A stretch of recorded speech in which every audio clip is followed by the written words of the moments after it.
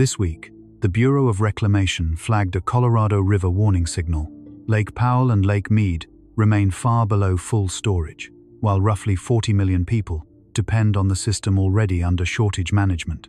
One signal would be unusual. Several signals together are harder to dismiss. Reclamation has reported Colorado River system storage near 1/3 of total capacity.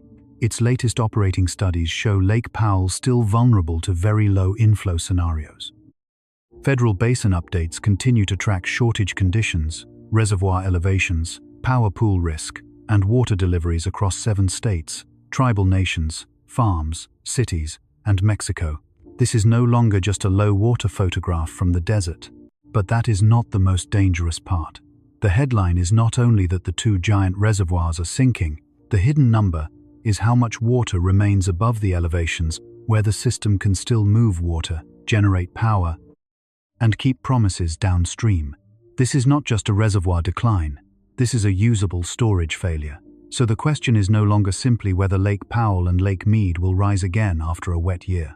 The question is, what happens when shrinking storage reaches the home, the farm, the dam, the power grid, the intake pipe, the canal, and the city? Like, subscribe, and comment where you are watching from, because this map is not only showing falling water, it is showing where system risk may appear first. Before the public sees a crisis, the control room sees numbers begin to move in the wrong order. At the start of the week, the Bureau of Reclamation was not describing the Colorado River as a postcard. It was describing it as an operating system. The signal came through reservoir elevations, projected inflows, storage percentages, release tiers, shortage rules, and monthly studies that tell dam operators how much water can move, where it can move, and what risk is being carried forward into the next season. By the time most people look at Lake Powell or Lake Mead, they are seeing a surface, a bathtub ring, a white mineral scar on canyon walls, a marina moved farther down a ramp, a boat dock sitting where water used to be. But in the operational dashboard, the lake is not scenery. It is a number with consequences. At one level, it is storage. At another level, it is pressure against dam outlets. At another level, it is hydropower potential. At another level, it is the margin between a planned release and an emergency adjustment. And beneath all of that, it is a question that keeps returning to the same place. How much usable water is left above the parts of the system that still have to function? That is why this day does not begin with the lake. It begins with the agencies watching the lake. The Bureau of Reclamation tracks Lake Powell and Lake Mead because those 2 reservoirs are not independent basins. They are paired controls in one river machine. Powell sits upstream at Glen Canyon Dam. Mead sits downstream at Hoover Dam. Between them is not just water.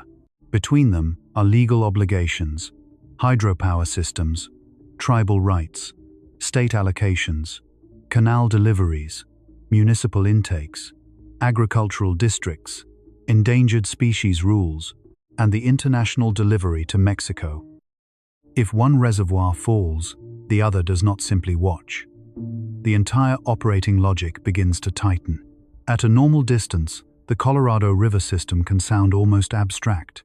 7 basin states, upper basin, lower basin, reclamation studies, annual operating plans, compact obligations, drought response operations, interim guidelines, post-2026 negotiations. But the dashboard turns that abstraction into a sequence. First, snowpack does not deliver enough runoff. Then projected inflow drops. Then Lake Powell does not refill as expected. Then releases from Glen Canyon Dam become harder to balance. Then Lake Mead receives less certainty downstream. Then shortage rules become more likely, more severe, or harder to avoid. Then, cities and farms begin planning not around abundance, but around constraint. On their own, these signals could be treated separately. A dry winter, a hot March, a low runoff forecast, a reservoir storage number, a monthly study, a shortage condition, a negotiation deadline. Together, they describe one larger configuration. This is not just a reservoir decline. This is a usable storage failure. The first light on the dashboard is inflow. The Colorado River begins high, in mountain snow. It is easy to imagine the river as the blue line on a map, already formed, already moving, already available. But before the river reaches Lake Powell, it must first survive the mountain. Snow must accumulate. Temperatures must stay low enough to hold it. Spring melt must arrive at the right speed. Soil must not absorb too much of it. Tributaries must deliver it. Heat must not steal too much through evaporation and transpiration before the runoff ever becomes reservoir water. That is the first abnormal pattern. The river can be short before the lake ever falls. According to the Bureau of Reclamation, water year 2026, inflow projections for Lake Powell have been far below average.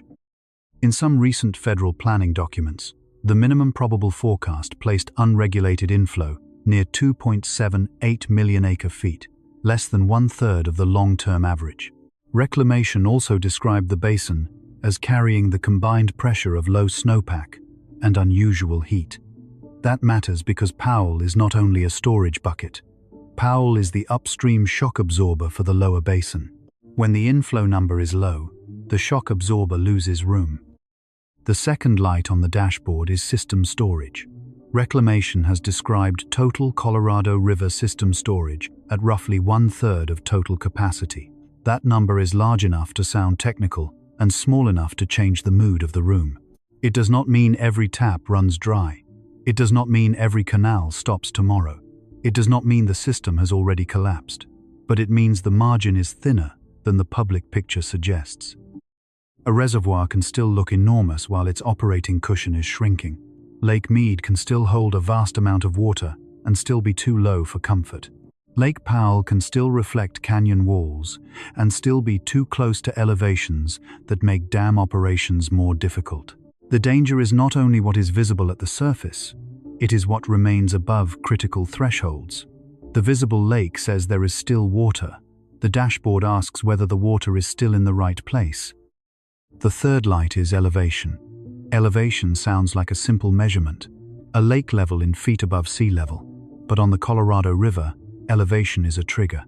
It tells operators which rules apply. It tells power managers how much hydraulic head remains. It tells water agencies whether intakes are comfortable or exposed. It tells downstream users whether release patterns are predictable or tightening. This is where the story changes. A falling reservoir is not a smooth decline. It is a staircase. At one step, the lake loses recreational access. At another, marinas have to move. At another, boat ramps close. At another, hydropower efficiency declines. At another, shortage rules intensify. At another, dam outlets become more important than turbines. At another, the system is no longer behaving like the system it was designed to be. The public sees water going down. Operators see thresholds coming closer. And thresholds are different from averages. An average can be disappointing and still manageable. A threshold can change the rules in a single foot. This is why the daily dashboard matters. Not because one day makes the crisis, but because each day tells operators whether the system is moving toward recovery or toward another point where choices narrow. By the morning review, the map is no longer just a river map. It is a dependency map. Look first at the upper basin, where snow and runoff feed the system. Colorado, Wyoming, Utah, and New Mexico are not just states on the upstream side of a legal line. They are the places where the river becomes measurable supply. If mountain snow fails to become runoff, the rest of the basin inherits the loss. Then look downstream. Arizona is watching through the Central Arizona Project, the canal system that lifts Colorado River water across the desert toward Phoenix, Tucson, tribal communities, farms, and fast-growing suburbs. Nevada is watching through the Southern Nevada Water Authority, because Las Vegas depends heavily on Lake Mead, even though the state has become one of the most aggressive urban conservation examples in the basin. California is watching through agricultural districts, Imperial Valley fields, urban agencies, and senior rights that shape the politics of every shortage discussion.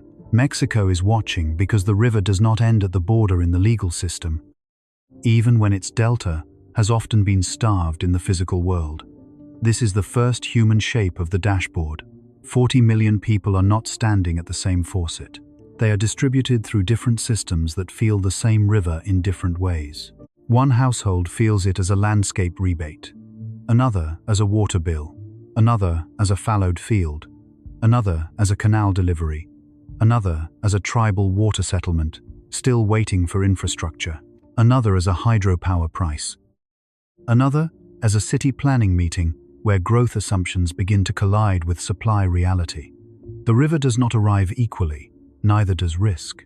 By late morning, the next signal is not only hydrology, it is governance. The Colorado River is not managed by one simple switch. It is managed through agreements layered across decades. The original compact was built in a cooler, wetter historical assumption than the river now appears able to guarantee. Later rules tried to coordinate Lake Powell and Lake Mead. Drought contingency plans added emergency conservation. Recent federal action pushed states to conserve more water through the end of 2026. Meanwhile, new post-2026 guidelines are being negotiated because the old operating framework is expiring. That means the dashboard is not only measuring water, it is measuring time. How much time remains before the next operating rules must be set? How much time remains before another dry year turns a difficult number into a dangerous one? How much time remains before temporary conservation has to become permanent adaptation? How much time remains before a wet year is no longer enough to restore confidence? This is the quiet abnormality of the day. The crisis is not a single broken dam. It is a system still functioning, while its assumptions are being revised in real time. That makes the Colorado River different from the kind of disaster people recognize instantly. There is no wall of flame moving over a ridge, no hurricane eye crossing a coastline, no siren telling everyone to run right now. The warning is slower.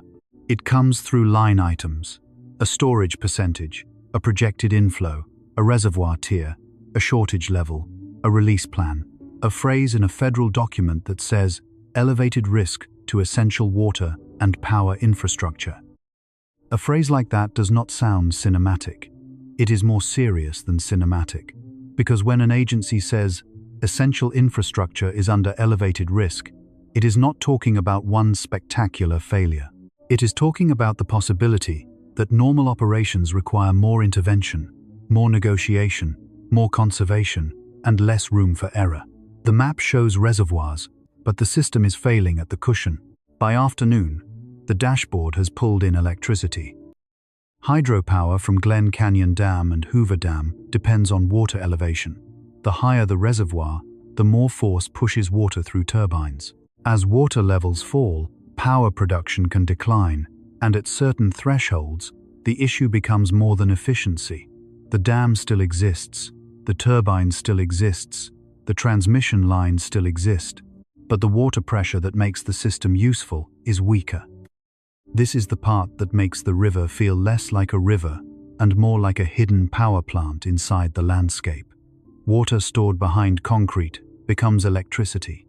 Electricity moves across grids. That power supports homes, irrigation districts, public utilities, and regional energy planning. When reservoir elevation drops, a water problem begins to touch an electrical system. The event is visible outside. The damage begins inside the operating margin. By late afternoon, agriculture comes onto the screen. The Colorado River does not only supply cities, it grows food in dry places. It moves through irrigation canals into lettuce, alfalfa, vegetables, cattle feed, orchards, and winter produce. A city resident may hear about Lake Mead as a distant water level. A farmer hears it as an allocation. A field worker feels it as a season. A produce buyer may eventually feel it as price. This is where the story becomes harder to dismiss. A reservoir decline can look environmental from far away, but the river is also a labor system, a food system, a power system, and a political system. When storage falls, each part begins asking the same question in a different language. Who absorbs the shortage? Does it fall on a farm district? A city conservation program? A tribal community still fighting for infrastructure? A federal emergency plan? A hydropower customer? A future development that assumed yesterday's water would still be there tomorrow? The Colorado River dashboard does not answer that question with a single number. It reveals why the number matters. By evening, the strange thing is that nothing has to break for the day to be serious. The lights still turn on. Water still comes out of taps. Planes still land in Las Vegas. Construction still continues around Phoenix. Lettuce still moves from fields to trucks. Tourists still photograph the Hoover Dam. Families still drive past the bathtub ring and continue their trips. That is why this kind of crisis is easy to underestimate. It does not always announce itself as absence. It announces itself as narrowing choice. A water manager has fewer comfortable options. A dam operator has less elevation to work with. A city planner has less confidence in long-range supply. A farmer has less certainty. A power agency has less head pressure. A tribal government has less patience for promises without pipes. A federal negotiator has less time to turn temporary cuts into durable rules. One signal would be unusual. Several signals together are harder to dismiss. The low storage number is one signal. The weak inflow forecast is another. The pressure around critical elevations is another. The expiration of current operating rules is another. The exposure of 40 million people is another. And the most important signal may be the one people do not notice because the system has not stopped yet. It is still operating. That is not reassurance by itself. Sometimes a system is most dangerous when it still works, because everyone can pretend the old rules are still enough. The Colorado River is still moving. Lake Powell is still holding water. Lake Mead is still holding water. The dams still stand. The canals still carry supply. The agencies still issue studies. The states still negotiate. The cities still conserve. The farms still plant. The grid still takes power where it can. But the dashboard is showing a system with less buffer than the 20th century promised. And that is why the day matters. Not because this is the day the river disappears. Because this is the day the official signals line up clearly enough to show what kind of crisis this really is. It is not just low water. It is water in the wrong amount, at the wrong time, behind infrastructure built around older assumptions, serving a population and economy that expanded around the idea that the reservoirs would provide the cushion. The reservoirs were built to turn a variable river into a manageable one. Now the variable river is returning through the storage itself. And the next question is the one that makes the headline number feel different. When a system built around giant reservoirs loses its cushion, what exactly does 1/3 full mean? The number looks simple until you ask what it is carrying. The headline number is that Colorado River system storage has been hovering near 1/3 of total capacity, a level the Bureau of Reclamation has described in recent basin updates as about 36%. At the beginning of water year 2026, Reclamation reported total system storage at 21.8 million acre-feet, or 37% of a total system capacity of 58.48 million acre-feet. On paper, this is a storage statistic. In the real world, it is a warning about how much room the West has left to absorb another bad year.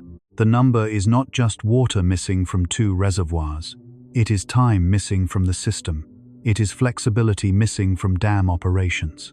It is margin missing from cities, farms, power plants, and legal promises made across a century. To understand why 1/3 full feels so different on the Colorado River, start with the unit itself. An acre-foot is the amount of water needed to cover 1 acre of land, 1 foot deep.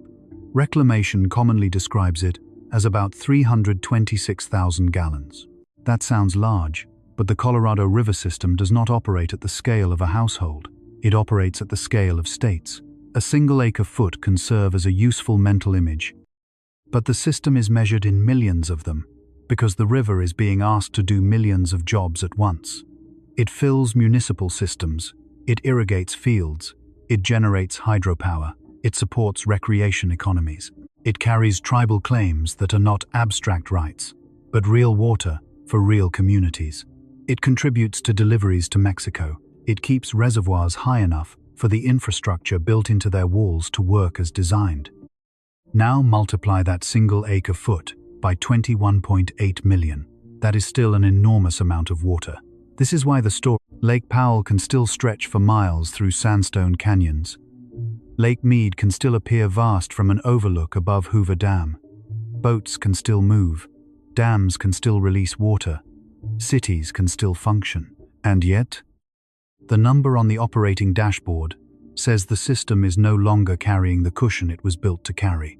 The headline is 1/3 full. The real story is what 1/3 full means when 40 million people are exposed to the same river machine. Lake Powell alone was built with a total storage capacity of about 25.16 million acre-feet. Lake Mead, at a high elevation listed by Reclamation, could contain about 28.945 million acre-feet. Together, these two reservoirs form the great storage heart of the Colorado River system.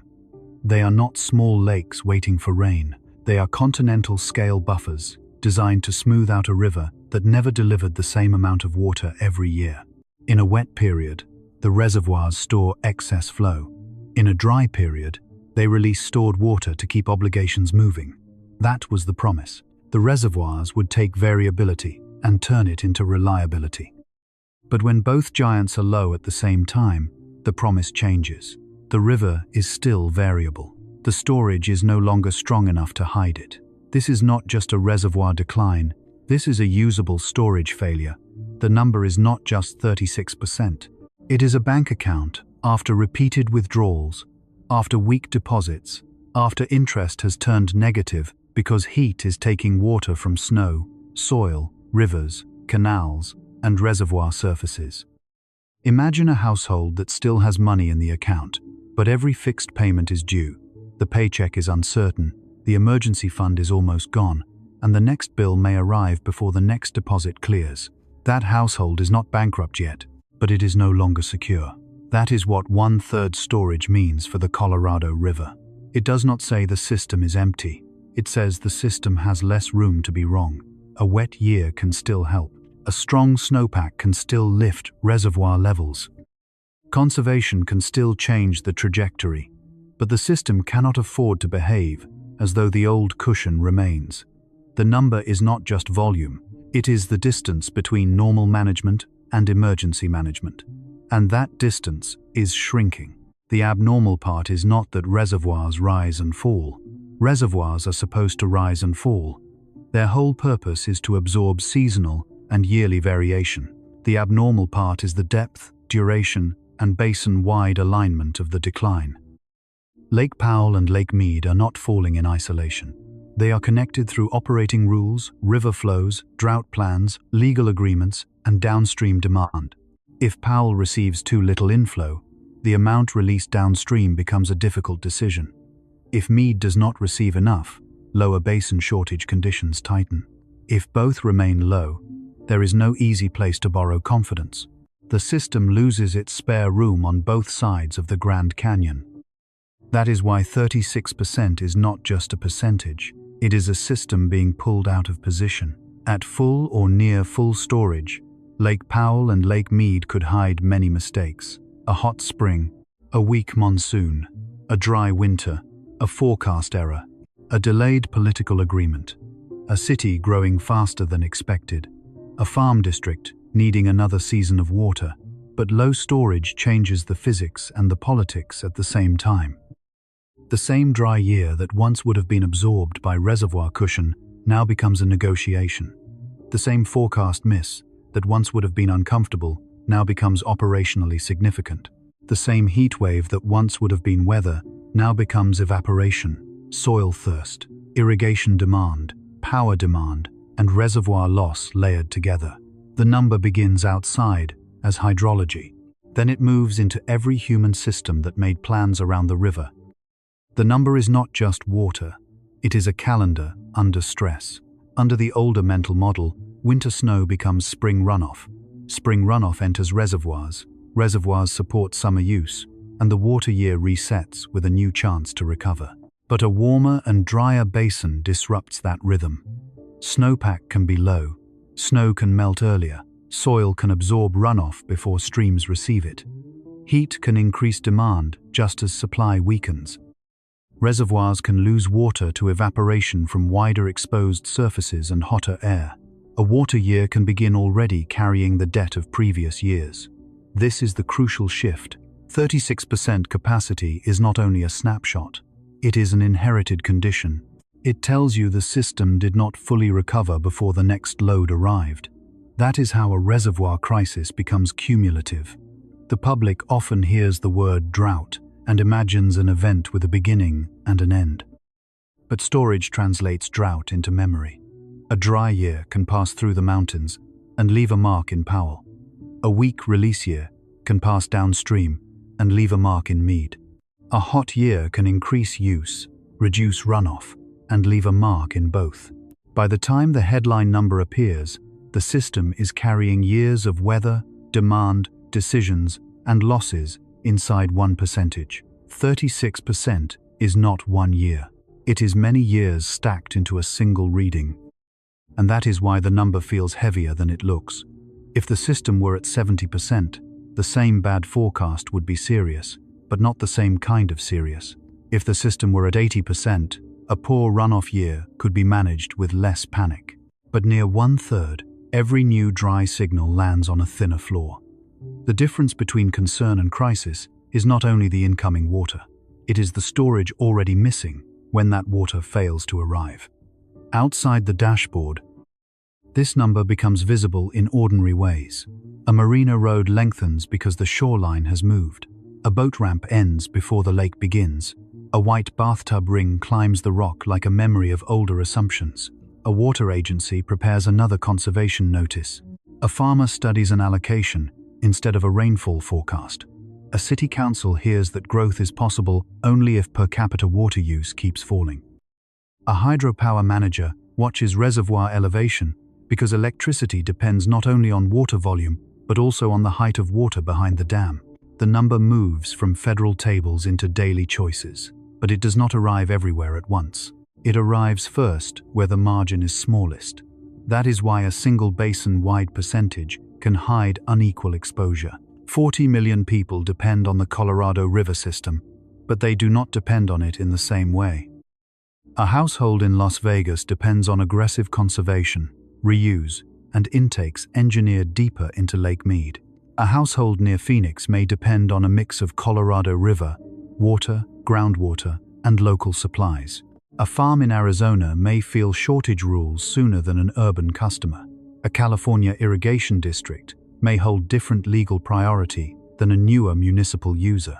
A tribal nation may hold senior rights but still lack the infrastructure to fully use them. Mexico depends on treaty deliveries shaped by binational agreements. The number is shared. The consequences are distributed through law, money, infrastructure, and history. That is the hidden tension inside the headline. 1/3 full does not mean 1/3 impact for everyone. It means the system begins sorting risk through the channels already built into it. The strongest users may have buffers. The most flexible agencies may adapt. The least protected communities may feel pressure first. Not because the water disappeared from their tap first, but because the social machinery around water was never equally strong. The reservoir number is physical, the exposure is political. And this is where the story becomes larger than Lake Powell and Lake Mead. The two reservoirs are often described as if they are simply sinking basins of water, but they are actually instruments of confidence. They allow cities to plan decades ahead. They allow farms to plant before the season is certain. They allow power customers to assume a certain amount of hydropower will be available. They allow negotiators to postpone the hardest choices because storage can soften disagreement. When storage falls, confidence falls with it. Not all at once, not dramatically, but steadily. A planner begins using more cautious assumptions. A bond investor asks different questions. A farmer hesitates before investing in a crop. A power agency looks for replacement energy. A city looks for new conservation ordinances. A federal agency prepares emergency measures.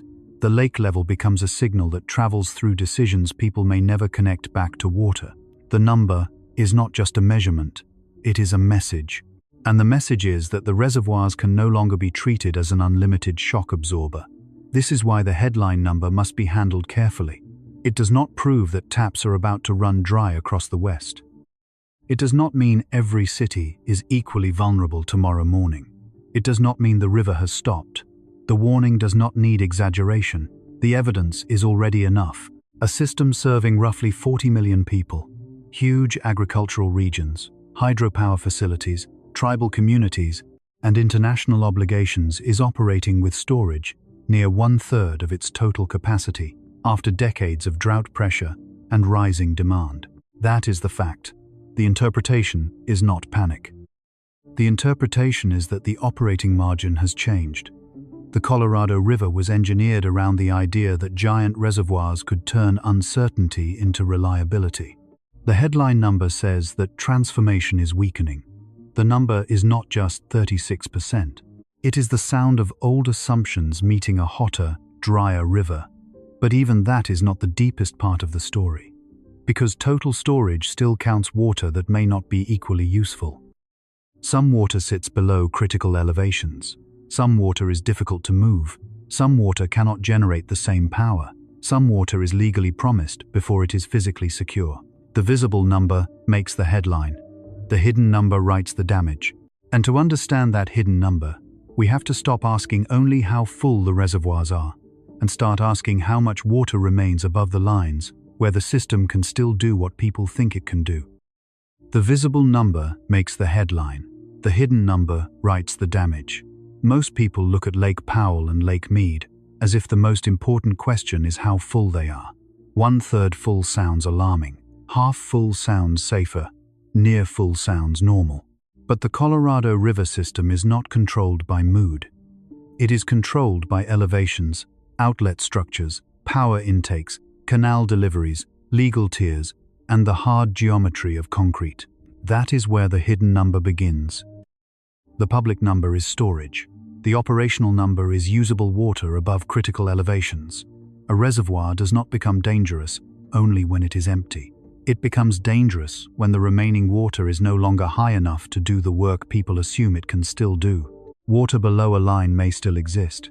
It may still appear on a capacity chart. It may still be visible to someone flying over the reservoir. But if it cannot pass through the right opening, generate power through the right turbines, supply the right intake, or support the right release pattern, then it is not the same kind of water. This is the first turn in the story. The system can still have water and still lose function. At Lake Powell, the number that changes the room is 3,490 feet above sea level. According to the Bureau of Reclamation, that is the minimum power pool level for Glen Canyon Dam. Below that elevation, the dam can no longer produce hydropower in the normal way. Reclamation has also warned that water releases would have to move only through the river outlet works, creating operational issues, uncertainty for downstream users, downstream impacts, instability in regional water and power supplies, and reduced power generation. That sentence sounds technical. It is not technical to the people underneath it. It means a falling reservoir can cross from shortage into uncertainty. It means the question is no longer only how much water is in Lake Powell. It becomes how the water can be moved, when it can be moved, how reliably it can be moved, and what systems downstream have to do when the normal pathway is no longer the main pathway. The hidden number is not just 3,490 feet. It is the shrinking distance above it. That distance is the buffer. It is the room operators have before the system enters a lower and more awkward mode. A buffer does not make headlines because it is not dramatic. It is invisible when it works. Nobody celebrates a buffer when the lights stay on. The canal flows, the reservoir releases, and a city water agency does not have to make an emergency announcement. But when the buffer disappears, the system changes fast. That is why reclamation has used emergency tools to protect Lake Powell elevations. It has discussed moving water from upstream reservoirs like Flaming Gorge. It has adjusted releases. It has used drought response operations. It has treated certain elevations not as trivia, but as lines that determine whether the dam can continue to support reliable delivery of water and generation of power. The visible lake says there is still water. The hidden line asks whether the system still has control. This is not just a reservoir decline. This is a usable storage failure. To see the difference, imagine a tall building with water tanks on the roof. The building may still have water somewhere in the system, but if the pressure drops below what the upper floors need, the families upstairs experience failure first. The tank is not empty. The building is not destroyed, but the usable pressure is gone where it matters. Lake Powell works with a far larger version of that same logic. The elevation of the water matters because the dam was built around specific pathways. Water at higher elevation can pass through turbines and produce electricity. Lower water changes pressure. Lower water changes the efficiency of power generation. Lower water changes which outlets matter. Lower water narrows operational choice. This is why a single foot can matter more than 1,000,000 acre-feet sounds like it should. 1,000,000 acre-feet is a huge volume. But when the issue is elevation, location matters. Water below a critical intake is not equal to water above it. Water that cannot pass through turbines is not equal to water that can. Water that can only be released through more limited structures is not equal to water that can be moved through the system under normal rules. The headline number is how much water remains. The hidden number is how much of it remains useful without changing the operating mode. And once you see that, Lake Mead also begins to look different. Lake Mead is not just a downstream lake beside Hoover Dam. It is another set of thresholds. Reclamation lists Hoover Dam and Lake Mead with important elevations, including the top of inactive conservation pool and the top of dead storage pool. These are not words designed for a television graphic. They describe what kind of storage the system is holding. Active storage is water the system can use in normal operations. Inactive and dead storage describe water that is lower, harder, or impossible to use for the purposes people usually mean when they say the reservoir has water. Again, the visible surface can mislead. A reservoir may still contain water below dead storage, but the operational promise has changed. It may still look like a lake. It may still reflect the sky. But if releases can no longer occur as expected, the system is no longer functioning as the public imagines. This is why the hidden number matters more than the bathtub ring. The bathtub ring shows where water used to be. The critical elevation shows where the system stops behaving normally. The first people affected may not be the ones standing at the shore. They may be power customers far from the dam. They may be irrigation districts waiting on a release schedule. They may be city water managers who need certainty months ahead. They may be tribal communities whose water rights depend not only on legal recognition, but on infrastructure that can actually deliver. They may be workers in fields whose planting windows depend on allocations that depend on reservoir operations, that depend on snow, heat, storage, and federal decisions. The damage does not begin at the bottom of the lake. It begins when the system loses confidence. This is the strange psychology of reservoir decline. Empty is easy to understand. Almost empty is frightening. But near threshold is more complicated, and in many ways more dangerous for decision makers, because the system still works, while it is approaching a line that will make it work differently. That creates delay. A city can say the taps are still running. A state can say there is still time to negotiate. A user can say the lake is low but not gone. A viewer can look at a photograph and think, yes, it is bad, but there is clearly water there. That is true, but it is incomplete. The visible number asks whether the reservoirs contain water. The hidden number asks whether that water is still positioned above the machinery of reliability. And machinery is not a metaphor here. At Glen Canyon Dam, hydropower depends on water moving through the dam, with enough elevation behind it. At Hoover Dam, the intake towers, penstocks, turbines, and outlet works are built into a structure designed around ranges of water level. At the canal level, water agencies depend on intakes and pumps that were engineered for expected lake elevations. At the city level, treatment plants and distribution systems depend on water arriving on schedule, not simply existing somewhere upstream. At the farm level, a crop does not care that water remains in a reservoir if allocation decisions reduce what reaches the field. This is how a hidden number travels, from reservoir elevation into dam operations, from dam operations into power generation. From power generation into grid planning and electricity costs. From release decisions into Lake Mead. From Lake Mead into shortage rules. From shortage rules into canals. From canals into fields. From fields into income, food supply, and labor. From city intakes into household conservation. From household conservation into daily behavior. The number begins on a federal chart. It ends inside ordinary life. But the part that changes the risk is not only the existence of a threshold, it is how quickly the system can approach it when inflow fails. Reclamation has described recent Lake Powell inflow forecasts as exceptionally weak. A low inflow year means the reservoir is not receiving the deposit it needs. If releases continue at familiar levels, Powell drops faster. If releases are reduced to protect Powell, Lake Mead receives less. If upstream reservoirs are tapped to protect Powell, those reservoirs lose storage.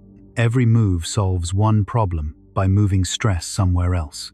This is the deeper hidden mechanism. Low storage turns water management into load transfer. Protect Powell, and Mead may fall faster. Protect Mead, and Powell may approach critical elevations, move water from Flaming Gorge, and the upstream reservoir gives up part of its own cushion. Cut releases, and downstream users face uncertainty.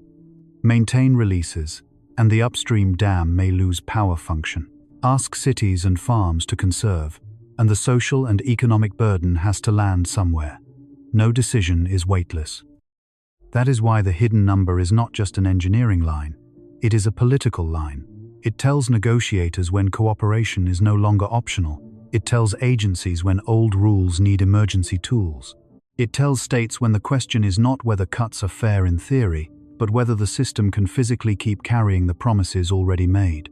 The map shows 2 sinking reservoirs, but the system is failing at the thresholds. And thresholds are cruel because they are quiet until they are close. A reservoir can drop for years and still feel like a slow crisis. Then, as it nears an operating line, each additional foot matters more. The same decline that once appeared gradual becomes urgent. The same water loss that once seemed manageable becomes a different category of problem. The public sees the same downward trend. Operators see the floor approaching. This is the part that makes the Colorado River story more than drought. A drought can reduce water. A usable storage failure reduces options. Options are what keep a system stable. If Powell is high, operators have more choices. If Mead is high, lower basin deliveries carry more confidence. If upstream reservoirs are healthy, emergency releases can help without deeply weakening another part of the basin. If cities have time, conservation can be planned instead of forced. If farms know early, planting decisions can adjust. If hydropower remains reliable, grids can plan around it. But as water falls toward critical elevations, every option becomes more expensive. More expensive financially, more expensive politically, more expensive socially, more expensive emotionally for the communities asked to absorb cuts. That is why the hidden number changes the meaning of exposure. 40 million people are not exposed because every tap is about to fail at once. They are exposed because the system that protects them depends on usable storage. And usable storage is not the same as total water. They are exposed because cities, farms, dams, power systems, and legal agreements all depend on water staying above the lines where infrastructure can still perform. This is also why a wet year does not erase the warning. A wet year can raise the reservoirs. It can buy time. It can lower the pressure. It can rebuild some cushion. But it does not remove the existence of the thresholds. It does not change the fact that the system has now come close enough for agencies to plan around them. It does not undo the lesson that a warmer and drier basin can consume storage faster than old assumptions expected. The warning does not say the future is already decided. It says the old safety margin is no longer guaranteed. So, the hidden number is not a single secret figure. It is a family of lines. Minimum power pool, dead pool, intake elevations, release tiers, shortage triggers, buffer elevations, operating bands. Each line asks the same question in a different language. Can the system still do what people expect it to do? For Lake Powell, the answer depends on distance above 3,490 feet and the ability of Glen Canyon Dam to keep releasing water and generating power in normal modes. For Lake Mead, the answer depends on the elevations that separate active storage, inactive storage, and dead storage around Hoover Dam. For cities, the answer depends on intakes, pumping, conservation, and backup supply. For farms, it depends on allocations. For tribes, it depends on rights becoming physical delivery. For Mexico, it depends on binational commitments under stress. The visible number makes the crisis look like a lake problem. The hidden number reveals a system problem. And once the system problem becomes visible, the next question is not just how low the reservoirs are. It is why the river is failing to refill them in the pattern the 20th century expected. To answer that, we have to move upstream, above the dams, above the canals, above the charts, into the mechanism that begins as snow, heat, soil, and atmosphere, then travels all the way down into a household faucet. The mechanism begins before the river looks like a river. It begins above the reservoirs, above the dams, above the canals, above the cities that believe they are far from the mountains. It begins in snow, heat, soil, plants, and timing. By the time Lake Powell or Lake Mead appears low on a federal chart, the mechanism has already traveled hundreds of miles through the basin. The name for that mechanism is aridification. Drought is a dry period. Aridification is different. It is the long-term drying of a region as heat changes the way water moves through the environment. Drought can end with enough wet years. Aridification changes the baseline that wet years have to overcome. It does not mean every year is dry. It means the same amount of precipitation can produce less usable water because the atmosphere, soil, vegetation, and reservoirs are taking a larger share before the river can store it. That is the central mechanism. The Colorado River is not only receiving water from the sky, it is losing water to a warmer system. To understand why the two giant reservoirs are sinking, do not begin at the reservoir surface. Begin in the Rocky Mountains on a cold morning when snow should be acting like a savings account. In the old operating imagination, winter snow accumulates in the upper basin, stays frozen long enough to build a snowpack, then melts in spring and early summer, sending runoff into tributaries, then into the Colorado River, then into Lake Powell. From there, the system can release water through Glen Canyon Dam, send flow through the Grand Canyon, and help support Lake Mead below Hoover Dam. That is the elegant version. Snow becomes storage. Storage becomes reliability. Reliability becomes civilization in a dry region. But the mechanism now has leaks before the water reaches the first giant reservoir. The first leak is temperature. Warmer air changes snow in several ways at once.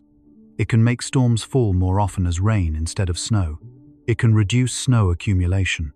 It can cause snow to melt earlier. It can lengthen the season when exposed ground absorbs heat.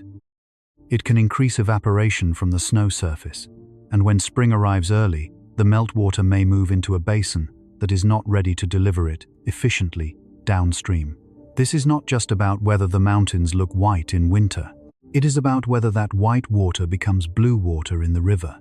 Researchers working with NOAA have found that a large share of the decline in Colorado River runoff is associated with basin-wide warming, which reduces snowpack and increases the water used by plants.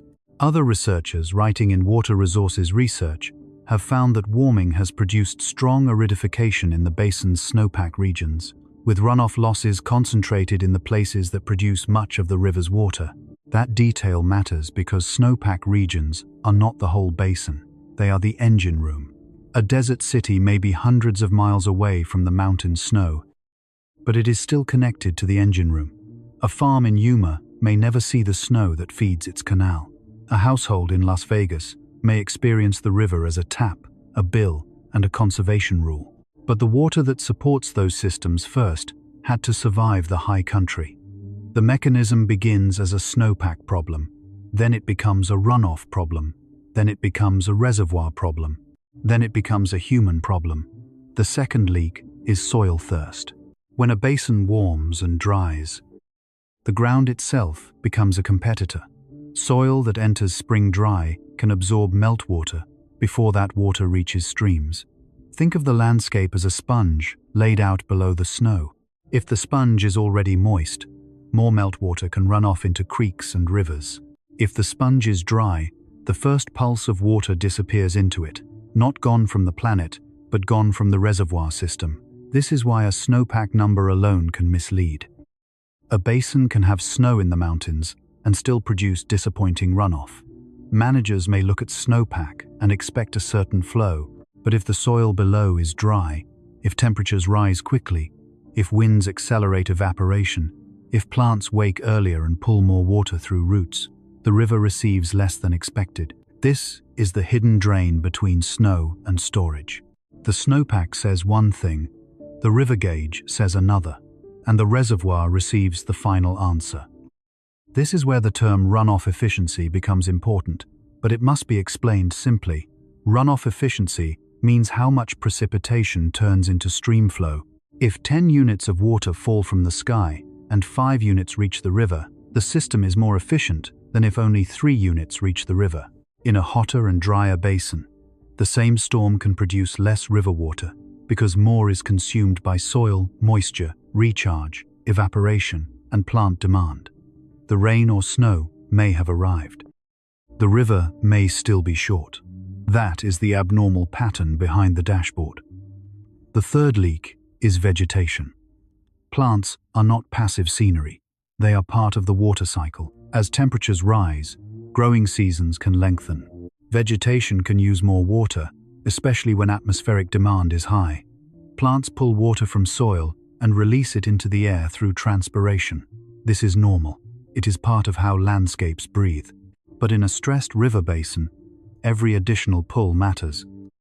The atmosphere becomes thirstier. Soil becomes thirstier. Vegetation becomes active earlier or longer. The river has to compete with the whole landscape before it can compete with cities and farms. That is why aridification feels different from a simple dry year. A dry year with cool temperatures can be bad. A dry year with heat is worse. A modest snow year followed by a hot, dry spring can become a reservoir problem. A wet year after several dry years may refill some streams, but still fail to restore the full cushion because the basin first has to repay soil moisture debt. This is the part people often miss. The Colorado River is not only overdrawn at the dam, it is overdrawn in the landscape. The fourth leak is evaporation, including from reservoirs themselves. Lake Powell and Lake Mead were built to store enormous amounts of water in hot, dry country. That design solved one problem while creating another. Reservoirs provide storage, power, and control, but broad open water surfaces also lose water to the atmosphere. In a warming climate, the atmosphere can demand more moisture. Hotter air, lower humidity, wind, and long exposure all matter. This does not mean reservoirs were a mistake in the simple sense. Without storage, the Colorado River system, as it exists today, could not operate. The reservoirs have carried cities, farms, power systems, and legal obligations through decades of variability. But the mechanism is unforgiving. The same reservoirs that provide cushion also sit inside a hotter drying system. They protect the basin from variability while losing water to the conditions they are trying to buffer. The fifth leak is demand. This part is not natural. It is built. The Colorado River was divided and developed under assumptions that did not match the long-term river as it is now understood.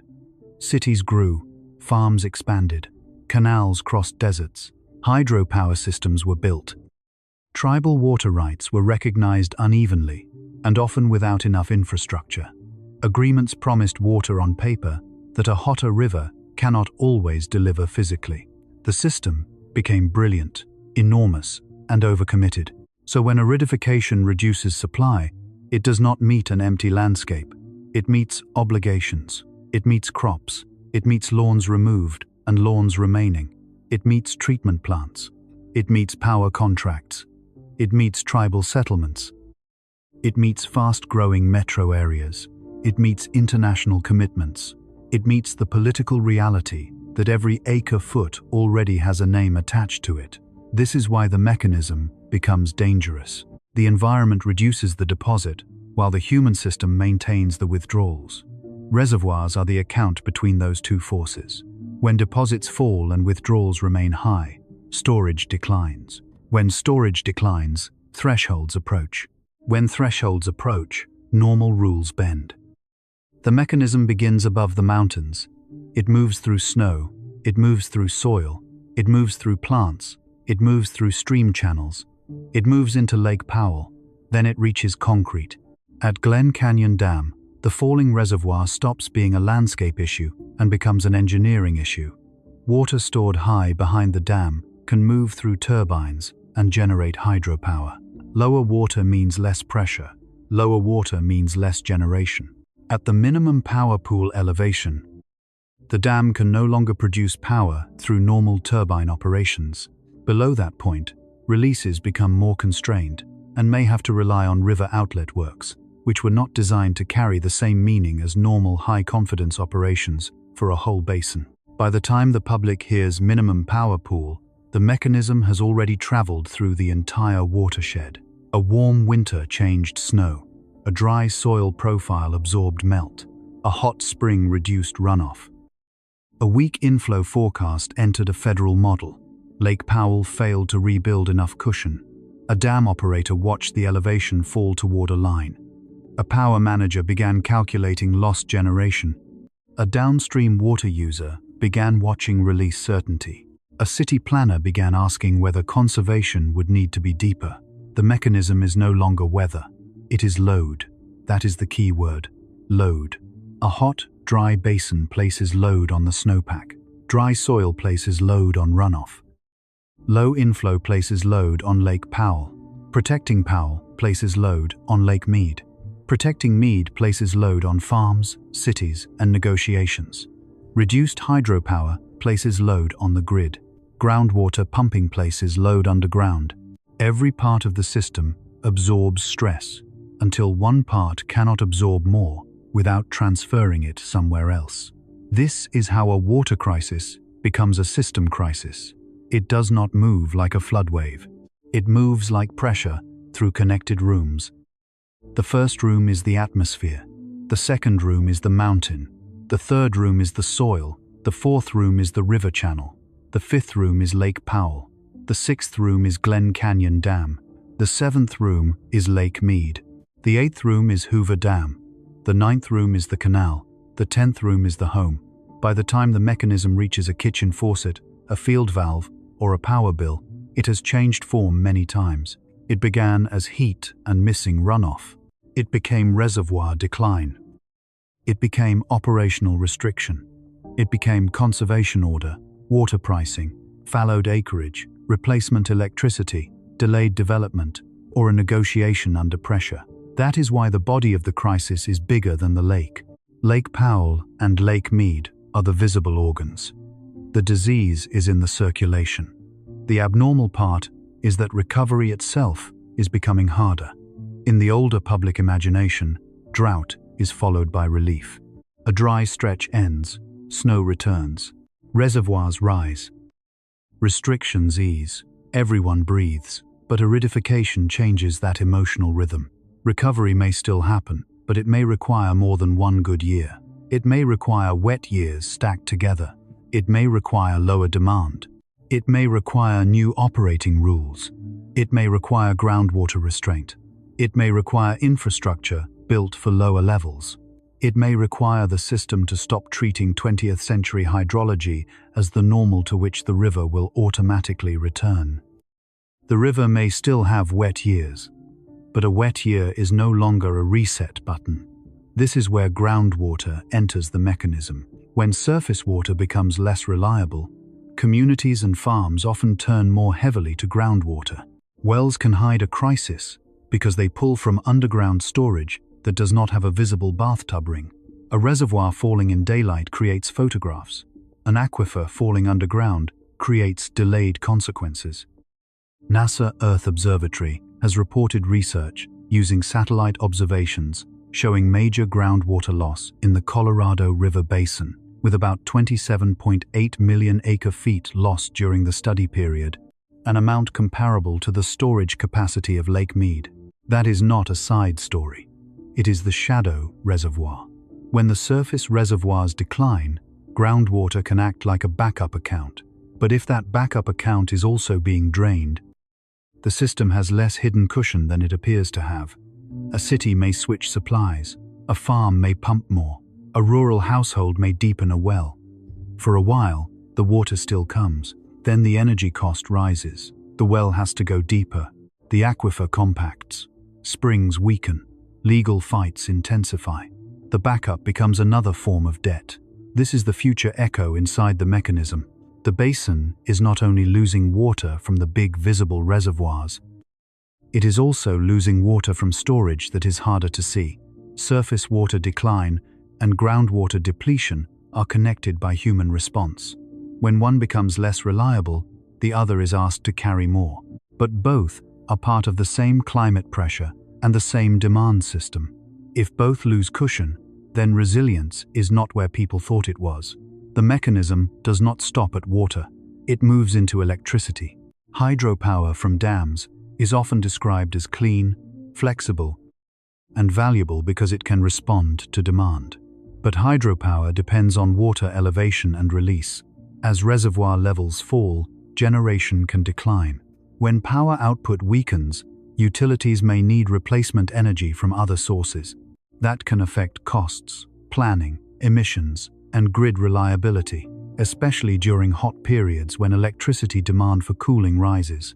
So heat attacks the system twice. It reduces runoff into the reservoirs. Then it increases electricity demand, while reservoir hydropower becomes less dependable.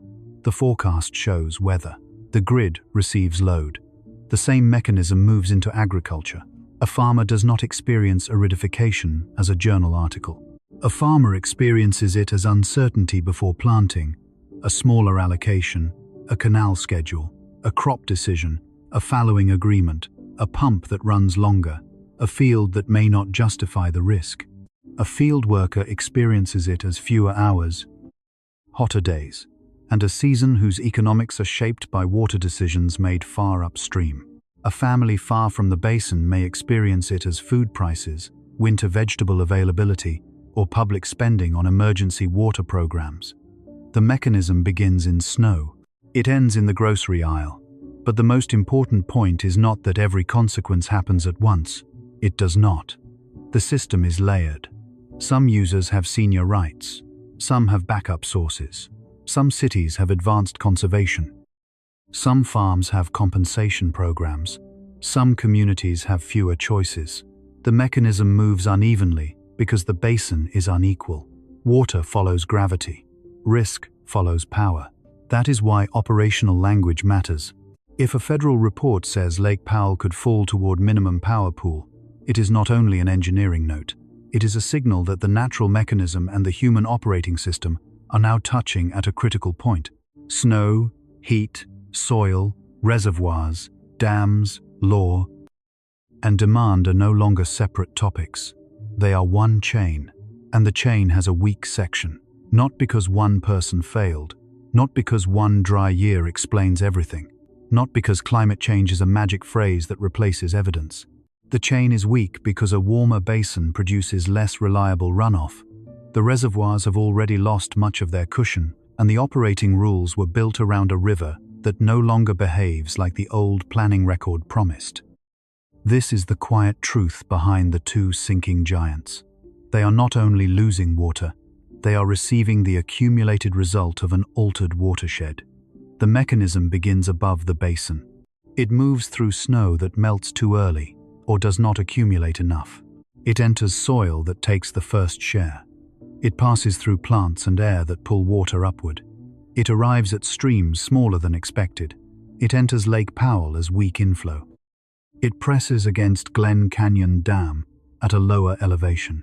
It moves downstream as a more difficult release decision. It reaches Lake Mead as reduced certainty. It touches Hoover Dam, hydropower, intakes, canals, farms, and cities. By the time it becomes visible, the system is already carrying load. And in the next part, that load will not stay on a chart. It will pass through a person, through one household, one decision, one workday, one bill, one field. One body that does not experience the Colorado River as a basin map, but as the moment the hidden mechanism finally arrives at the door. The river does not enter a human life as a map. It enters as a decision made before sunrise. Take one household in central Arizona, not because it represents everyone, but because the pathway has to become visible somewhere. A mother stands in a kitchen before the heat has fully entered the day. The sink works, the shower works, the refrigerator hums. The children are still asleep. Nothing in the room looks like Lake Powell. Nothing on the counter looks like Lake Mead. There is no canyon wall, no dam, no federal reservoir chart, no emergency meeting between states. But the river is already there. It is in the water rate notice folded near the mail. It is in the city conservation message that asks residents to change outdoor use. It is in the school bottle filled before the bus arrives. It is in the produce in the refrigerator, grown in a dry landscape where irrigation turns desert soil into winter vegetables. It is in the electricity that may partly come from hydropower when reservoirs are high enough to support it. It is in the uncertainty around how long a fast-growing region can keep treating yesterday's supply assumptions as tomorrow's planning base. The body does not experience climate change as a graph.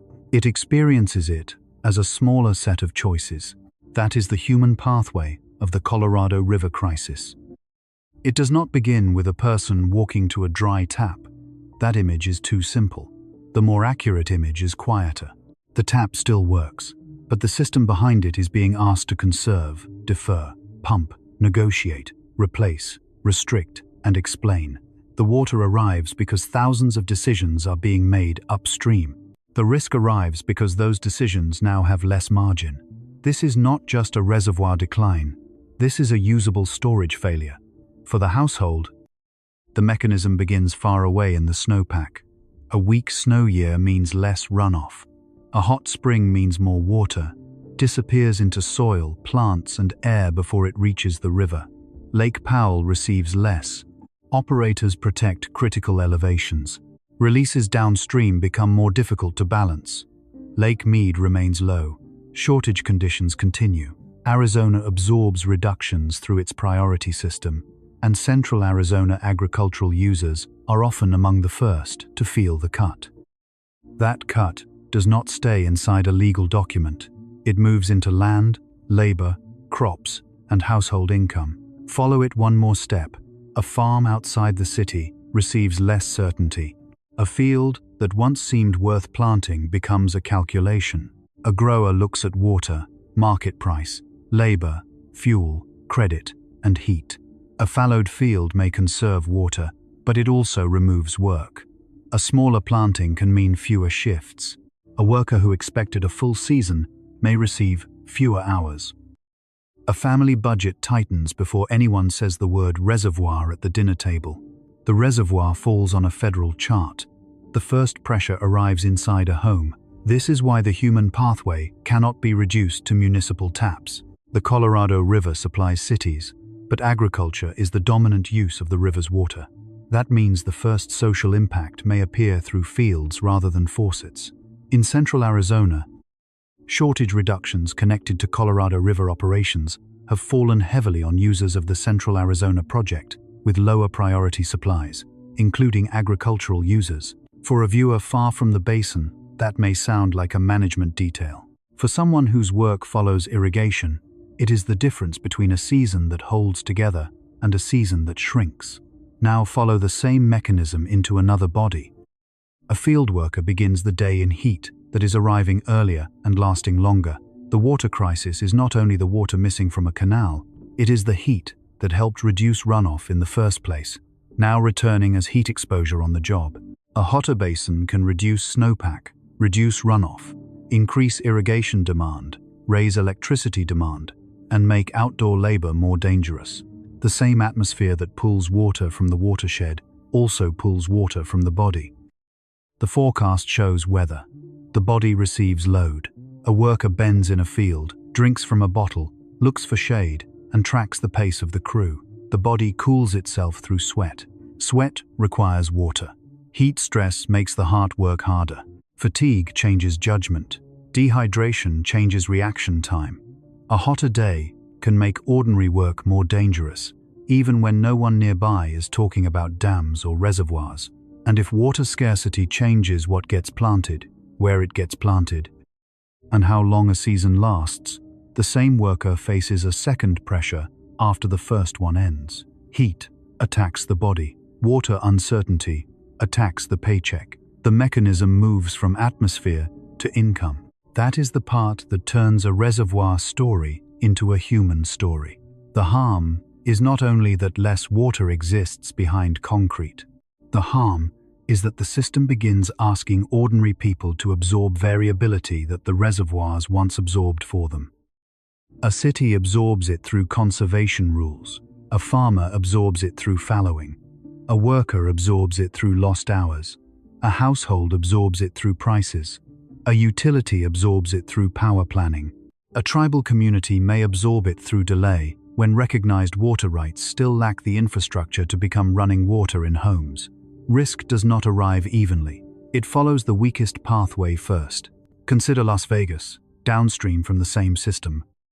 Southern Nevada depends heavily on Lake Mead, and its water authority has built extraordinary infrastructure and conservation programs to protect access as the lake declines.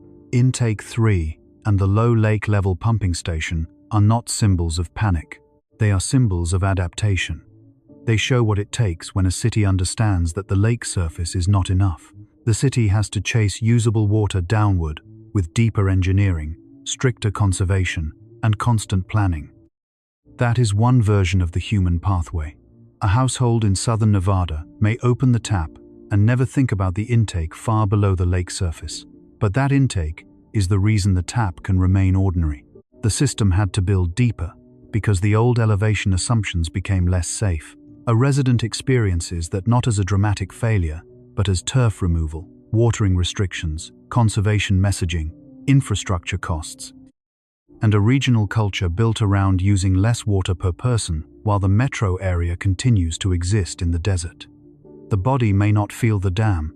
The bill may. The landscape may. The rules may. This is how usable storage failure becomes social. It does not always announce itself as catastrophe. It becomes a new normal of managing downward, deeper intakes, more conservation, fewer flood-irrigated fields, more legal conflict, more emergency releases, more attention to groundwater, more pressure on people who already live close to economic limits. Now return to the central Arizona kitchen. The children wake. The day moves. Water flows through the faucet because the city system is still functioning. That is important. There is no need to invent collapse where there is still operation. The Colorado River system is not a switch flipping from abundance to nothing. It is a set of connected margins becoming thinner. But thin margins change behavior long before complete failure. A family hears that outdoor watering rules are changing. Maybe the lawn is already gone. Maybe the neighborhood replaced grass with rock. Maybe the city sends a rebate. Maybe the price structure changes. Maybe the family notices that shade matters more because the yard no longer cools the same way. Water conservation can save water, but it can also change the microclimate of a street. Less turf may mean less demand, but if shade trees are not protected, the neighborhood can feel hotter. A water solution can create a heat question if it is not designed carefully. That is the kind of detail that makes systems difficult. Saving water is necessary, but the human body still needs cooling. A city that removes ornamental grass but preserves trees is making a different future than a city that simply turns living landscapes into exposed stone. One future reduces water use while protecting human comfort. The other may reduce water use while adding heat load to people walking, waiting for buses, or living without strong air conditioning. The river crisis enters the street through design. The event is visible outside. The damage begins in the decisions people do not notice. Now move to a tribal community in the basin. The Colorado River is a crucial resource for 30 tribal nations, yet water rights and water delivery are not the same thing. A right on paper does not automatically become a pipe a treatment plant, a pumping station, or safe water at a household sink. When the basin tightens, communities that have already waited generations for full access can face a cruel contradiction. They may hold senior rights, but still not have the infrastructure that converts those rights into daily security.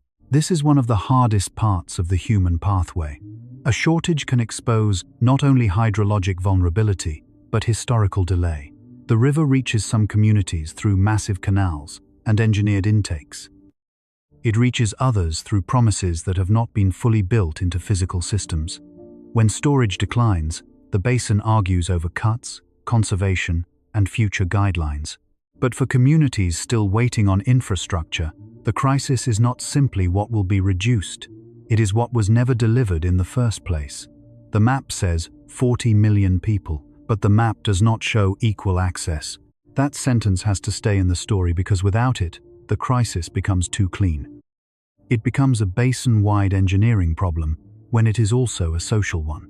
The Colorado River system serves cities that can finance deep intakes. It serves farms with different legal priorities. It serves tribes with rights shaped by law, history, and delayed infrastructure. It serves households that can afford efficiency upgrades and households that cannot. It serves outdoor workers who experience the heat directly and office workers who experience it through energy bills. The same reservoir decline passes through different lives with different force. That is why the human pathway must include time. For a water manager, the important unit may be acre-feet. For a dam operator, elevation. For a farmer, irrigation season. For a worker, hours. For a household, monthly bills. For a child, whether the house stays cool enough to sleep. For an elder, whether medication, hydration, and electricity remain stable during hotter periods. For a tribal government, whether a settlement becomes infrastructure before the next crisis. The river does not arrive only as water. It arrives as time pressure. A farm has a planting window. Miss it, and the season changes. A city has a planning window. Miss it, and growth collides with scarcity. A dam has an operating window. Lose it, and power and release flexibility shrink. A household has a financial window. Raise costs too quickly, and conservation becomes hardship instead of adaptation. A body has a recovery window. Heat at night can steal rest before the next day begins. The Colorado River crisis is often photographed as a declining lake, but it is lived as shrinking windows. That is the human version of usable storage failure. Less reservoir cushion means less time for every downstream decision. Less time to plant, less time to conserve gradually, less time to build infrastructure, less time to settle rights, less time to change crops, less time to protect groundwater, less time to negotiate rules before the next dry sequence arrives. And this is where the household becomes connected to the dam again. When a city tells residents to use less water, it is not only asking for a moral gesture, it is trying to keep more water in storage, which protects elevations, which protects operational flexibility, which protects downstream certainty, which protects power generation and delivery confidence. A shorter shower will not save Lake Mead by itself. A single removed lawn will not solve the basin. But millions of changed behaviors, combined with agricultural conservation, legal reform, infrastructure investment, and realistic operating rules, can change the rate at which the human pathway is not only vulnerability, it is also leverage. That matters because a documentary about risk should not turn people into passive victims. The mother in the kitchen is not responsible for a century of overallocation. The field worker did not design the compact. The tribal household did not cause the missing infrastructure. The city resident did not melt the snowpack alone. But each life is connected to decisions that can either deepen the failure or reduce the load. The question is whether the system can change fast enough without placing the heaviest burden on those with the least room. That is the moral center of the basin. The body does not experience the Colorado River as a legal framework. It experiences it as heat, work, water, bills, shade, food, power, and uncertainty.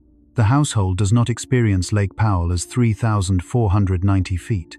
It experiences the consequences if that elevation changes what dams, agencies, farms, grids, and cities can do. And that is why the next weak point has to be named precisely. Not the whole river, not the whole west, not a vague phrase like infrastructure failure. The weak point is smaller, harder, and more visible once you know where to look. It is the line where reservoir elevation meets power pool. It is the intake that must remain below the falling surface. It is the outlet works that become more important when turbines lose their role. It is the pumping station, the canal headgate, the treatment plant, the field valve, the household meter. The system does not break everywhere at once. It breaks first at the point where usable water can no longer reach the machinery built for another level. The weak point is not the whole river. The weak point is the place where falling water meets fixed machinery. That is the part people often miss when they look at Lake Powell and Lake Mead. They see enormous reservoirs. They see wide open water, exposed rock, stranded ramps, and the pale bathtub ring left on canyon walls. The image feels large, so the problem feels large in a vague way. But systems do not usually fail first in a vague way.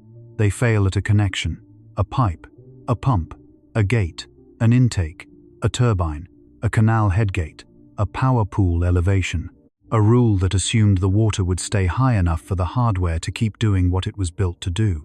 The weak point is not the whole system. The weak point is usable water-meeting infrastructure built for a higher lake. At Glen Canyon Dam, the first weak point has a number attached to it. 3,490 feet above sea level. According to the Bureau of Reclamation, that is the minimum power pool elevation for Lake Powell. Above that line, water can move through the hydropower turbines in the normal way. Below that line, Glen Canyon Dam can no longer generate hydropower through those turbines, and releases would be limited to the river outlet works. Reclamation has warned that this could create operational issues, uncertainty for downstream users, downstream impacts, instability in regional power and water supplies, and reduced power generation. That is a long official sentence, but inside it is one simple warning. The dam still stands, but its normal function is losing room. A dam is not only concrete holding back water.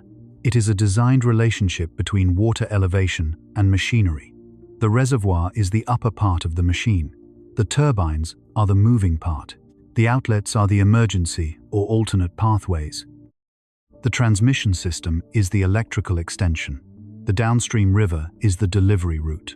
When the reservoir is high, the system has pressure, flexibility, and options. When the reservoir drops, the same dam becomes a more limited device. The concrete has not changed. The water around it has. This is why the phrase minimum power pool matters. It sounds technical, but it is really a boundary between two worlds. In the first world, the dam can release water and generate power through turbines, as the system was designed to do. In the second world, the dam is still there, but the pathway changes, the power output changes, the operating confidence changes, and the downstream system has to live with more uncertainty. That is the weak point, not the postcard lake, the operating line. The same logic applies downstream at Hoover Dam and Lake Mead. Hoover Dam is one of the most recognizable water and power structures in the United States. But even Hoover is not immune to elevation. Reclamation lists important Lake Mead operating thresholds, including the top of inactive conservation pool at 950 feet and the top of dead storage pool at 895 feet. Those phrases do not belong to disaster fiction. They belong to the engineering vocabulary of a system that has to know which water can still be used and which water is trapped below the level of normal function. The public question is whether the reservoir has water. The infrastructure question is whether the water is above the working parts. That difference changes everything. At Lake Mead, Southern Nevada has already answered part of that question with engineering. The Southern Nevada Water Authority built a third drinking water intake and a low lake-level pumping station to protect access to Lake Mead water under low reservoir conditions. The agency has said those facilities help Southern Nevada access water supplies below Lake Mead's dead pool elevation, the point at which water cannot pass through Hoover Dam to generate power or meet downstream demands in California, Arizona, or Mexico. That is adaptation. It is also evidence. A city does not build a deeper intake because a lake photograph looks dramatic. It builds a deeper intake because the old elevation assumptions are no longer safe enough. It builds because the surface can fall below previous access points. It builds because a household tap depends on a hidden connection between lake elevation, tunnels, pumps, treatment plants, reservoirs, pipes, and pressure zones across the valley. A resident in Las Vegas may never see Intake 3.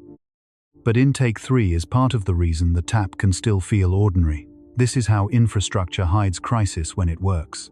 The deeper intake, the pumping station, the conservation program, the emergency operating plan, the shortage agreement, the temporary water savings, the turf removal, the canal schedule, the demand forecast.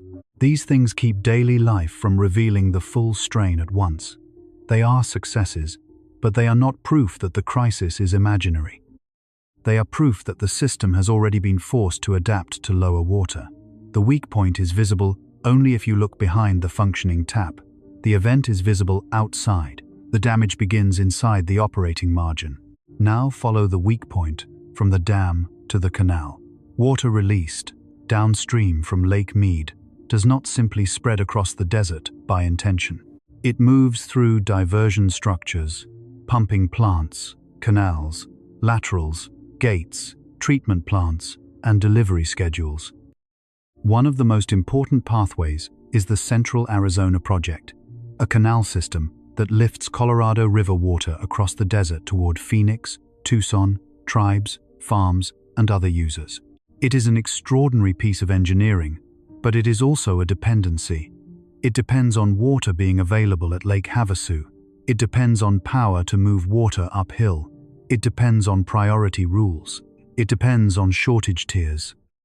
It depends on a river system that can still deliver enough water at the right time to justify the schedule. This is where the weak point becomes legal and physical at the same time. The Central Arizona Project has reported that Tier 1 shortage conditions reduce Arizona's Colorado River supply by 512,000 acre-feet in 2025, and that nearly all of the reductions within Arizona are borne by Central Arizona Project water users. That is not a broken pipe. It is a broken cushion expressed through priority. The canal still exists, the pumps still run, the water still moves, but the users at the edge of the priority system lose supply first. A weak point is not always metal. Sometimes it is priority under stress. This is one reason system risk can be hard to see. If a bridge collapses, the failure is obvious. If a canal receives less water because reservoir rules triggered a shortage reduction, the failure appears as a spreadsheet. A contract adjustment, a fallowed field, or a temporary program ending. Nothing explodes. No single structure falls. Yet the impact moves into land values, planting decisions, farm employment, groundwater demand, and city planning. The system does not break everywhere at once. It narrows where the rules allow narrowing. And because the Colorado River is governed by priority, law, treaties, interstate agreements, federal rules, and infrastructure, the weak point may appear first in people who are legally or physically easier to cut, not in the place where the water is most visibly low. That is uncomfortable, but it is essential. A reservoir decline does not distribute itself evenly. It moves through the channels of power that already exist. Water follows gravity. Shortage follows institutions. Now look again at the dam outlets. At Glen Canyon Dam, the river outlet works become more important if Lake Powell drops below minimum power pool. In ordinary language, an outlet is a way for water to pass through the dam, but not all outlets carry the same operating meaning. Turbines generate electricity while releasing water. Outlet works can release water, but they do not replace the entire value of normal hydropower operations. They are part of the dam's design, but a basin that depends on routine, predictable releases, and power generation does not want to rely on them as the main pathway. This is the small component that changes the category of risk. The dam does not have to fail structurally for the system to lose performance. It only has to fall into a mode where the normal pathway is no longer available. That is a difficult idea because the public often imagines infrastructure failure as physical collapse. A bridge breaks, a levee breaches, a power line snaps, a treatment plant floods, but many modern system failures are performance failures. The structure remains. The function weakens, the capacity shrinks, the operating range narrows, the backup becomes the main path, the emergency rule becomes routine, the temporary measure becomes permanent because the old baseline does not return. Usable storage failure is a performance failure before it is a physical collapse. That is why power pool matters. Hydropower is not just an energy source, it is part of regional planning. Glen Canyon Dam and Hoover Dam have long generated electricity from the falling force of stored water. When reservoir levels decline, generation can drop because less water pressure is available. If water falls too low, the turbines can no longer be used in the normal way. Replacement power must come from somewhere else. That can mean cost changes, planning changes, and new pressure on a grid already facing high demand during hotter periods. Heat reduces runoff. Then heat raises electricity demand. Then lower reservoirs weaken hydropower. Then the grid has to compensate. The weak point is not only the turbine, it is the timing. The river produces less cushion. At the same moment, the region may need more energy for cooling. That is how climate load becomes infrastructure load. It does not hit one system at a time. It stacks. Now move from hydropower to intakes. An intake is easy to ignore because it is designed to be invisible. It sits below the surface, where water enters a pipe or tunnel. When lake levels are high, the intake is safe beneath the water. When levels fall, the intake becomes a question. Is it deep enough? Is it protected from sediment? Can it still draw water at the required rate? Can pumps still move that water efficiently? Can treatment plants handle changes in water quality if the source zone shifts? Can a community afford to build deeper before the old intake becomes too risky? That is why Southern Nevada's deeper intake system is so important to this story. It shows the exact nature of the weak point. The city did not move the whole lake. It moved its connection to the lake. It found the place where exposure turned into engineering and built downward. But not every community has that option. Deep intakes require money, planning, geology, engineering capacity, power, and time. A large metropolitan water authority may be able to finance and build extraordinary infrastructure. A smaller town may not. A tribal community may have legal rights, but delayed delivery infrastructure. A rural area may depend on wells that are dropping underground, with no visible reservoir ring to warn the public. An agricultural district may depend on canals and priority rules that are harder to change than a pipe. The weak point is therefore not just physical. It is financial. It is legal. It is historical. It is who can build a deeper connection before the falling water reaches the old one. This is where the story becomes more serious without becoming sensational. The Colorado River system still works because people have worked intensely to keep it working. Conservation has mattered. Reuse has mattered. Emergency agreements have mattered.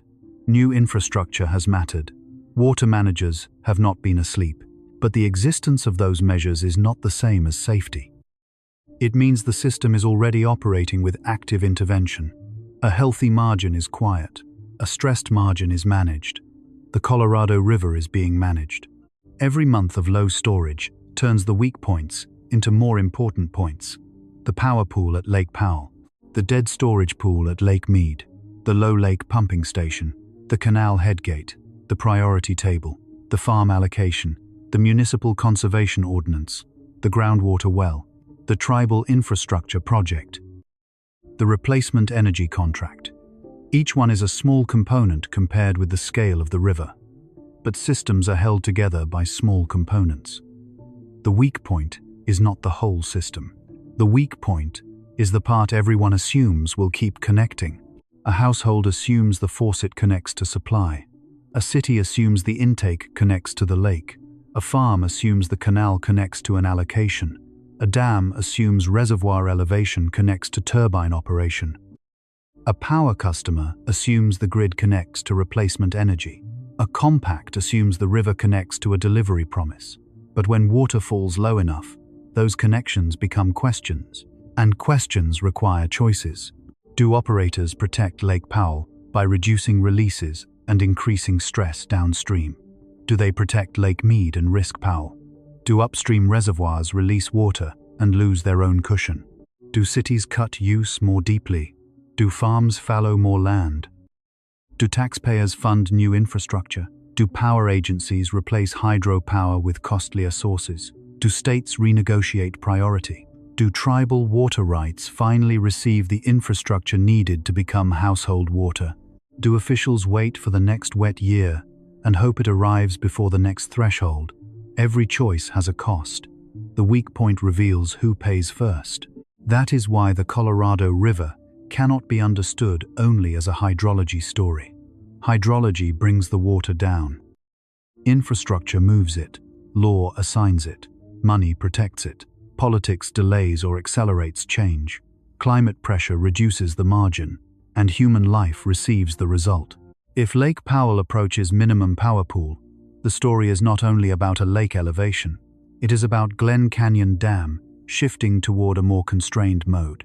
If Lake Mead approaches deeper thresholds, the story is not only about a shrinking lake. It is about Hoover Dam, downstream releases, southern Nevada intakes, Arizona reductions, California deliveries, Mexico obligations, and the growing importance of every pump and pipe built into the desert. The bathtub ring shows the past. The weak point shows the next failure mode. And that is what makes the two giant reservoirs so unsettling now. They were built as symbols of control, but they are revealing the limits of control. When the water falls below the assumptions embedded in concrete, the dams are strong, the canals are impressive. The pumping stations are sophisticated, the managers are experienced. Yet none of those facts erase the basic physics. A system designed around elevation cannot ignore elevation. A power plant designed around hydraulic head cannot ignore falling head. An intake designed for a certain lake range cannot ignore a lake that leaves that range. A legal promise designed around expected supply cannot ignore a river producing less usable water. The weak point is not weakness in the ordinary sense. It is mismatch. Old infrastructure meeting a new water level. Old rules meeting a hotter basin. Old confidence meeting thinner storage. This is why the next part of the story has to go backward before it can go forward, because this is not speculation. A version of this mechanism has already left evidence behind. The Colorado River has already shown what happens when reservoir margins vanish, when shortage declarations move from possibility to reality, when emergency releases are needed, when low elevations force new construction, and when the basin learns that a giant reservoir can still contain water while the system around it begins to run out of room. This is not speculation. A version of this mechanism has already left evidence behind. The Colorado River has already shown what happens when reservoir margins vanish. Not in one cinematic moment, not as a single collapse, not as a scene where a city wakes up and every tap is dry. The warning arrived more quietly. Through federal studies, shortage declarations, emergency operations, lowered releases, protected elevations, and a new understanding that the two giant reservoirs were no longer carrying the cushion people had assumed they would always carry. The precedent begins in 2021, when the Bureau of Reclamation released the August 24-month study that would set operations for Lake Powell and Lake Mead in 2022. That study did not read like a distant forecast. It read like a system entering a lower operating mode. Reclamation said most of the Colorado River flow originates in the Upper Basin Rocky Mountains, but the Upper Basin had experienced an exceptionally dry spring. April through July, runoff into Lake Powell totaled just 26% of average, even though the previous winter had brought near average snowfall. That detail still matters. Near average snowfall did not become near average runoff. The snow was there. The river did not receive the full promise. This is the mechanism we have been following. Snowpack is only the beginning. Heat, dry soil, timing, and atmospheric demand decide how much of that snow becomes streamflow. In 2021, the basin showed the public a hard truth. A mountain can look less alarming than the reservoir later proves to be. The visible winter signal can seem manageable, while the hidden spring mechanism steals the runoff before it reaches storage. The map shows snow. The river receives loss. That same federal release reported total Colorado River system storage at 40% of capacity, down from 49% at the same time the year before. 40% was not empty. 40% still looked like enormous water to anyone standing at a reservoir overlook, but the system did not treat 40% as safe. The reason was simple. The direction, the inflow, the elevations, and the obligations were all lining up the wrong way. One number alone would have been concerning. The pattern was worse. In the same announcement, Reclamation said Lake Powell would operate in the mid-elevation release tier in water year 2022. The projected January 1st elevation for Lake Powell was 3,535.4 feet, about 45 feet above minimum power pool. Think about that number for a moment. 45 feet can sound like a lot if you are standing beside a building. But on a reservoir the size of Lake Powell, serving a basin this large, 45 feet above minimum power pool, is not comfort.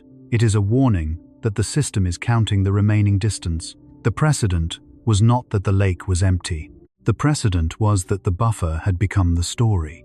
At the same time, Lake Mead was projected to operate in its first ever Level 1 shortage condition in calendar year 2022. Reclamation projected Lake Mead's January 1st elevation at 1,065.85 feet, below the lower basin shortage determination trigger of 1,075 feet. That triggered required reductions and water savings contributions.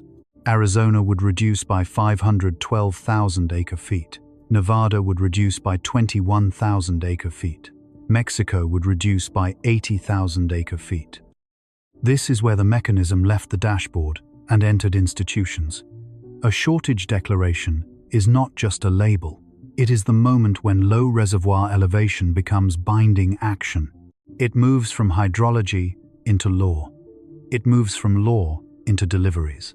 It moves from deliveries into canals, fields, cities, budgets, and negotiations. It proves that reservoir decline is not only a visual condition, it is an operating condition. The visible number makes the headline. The hidden number writes the damage. The first shortage declaration did not mean the lower basin stopped functioning. Arizona did not vanish. Nevada did not go dry. Mexico did not receive nothing.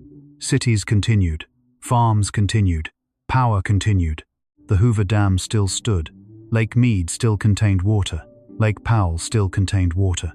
The Colorado River still moved. But that is exactly why the precedent matters. A system can still function while it is crossing into a new risk category.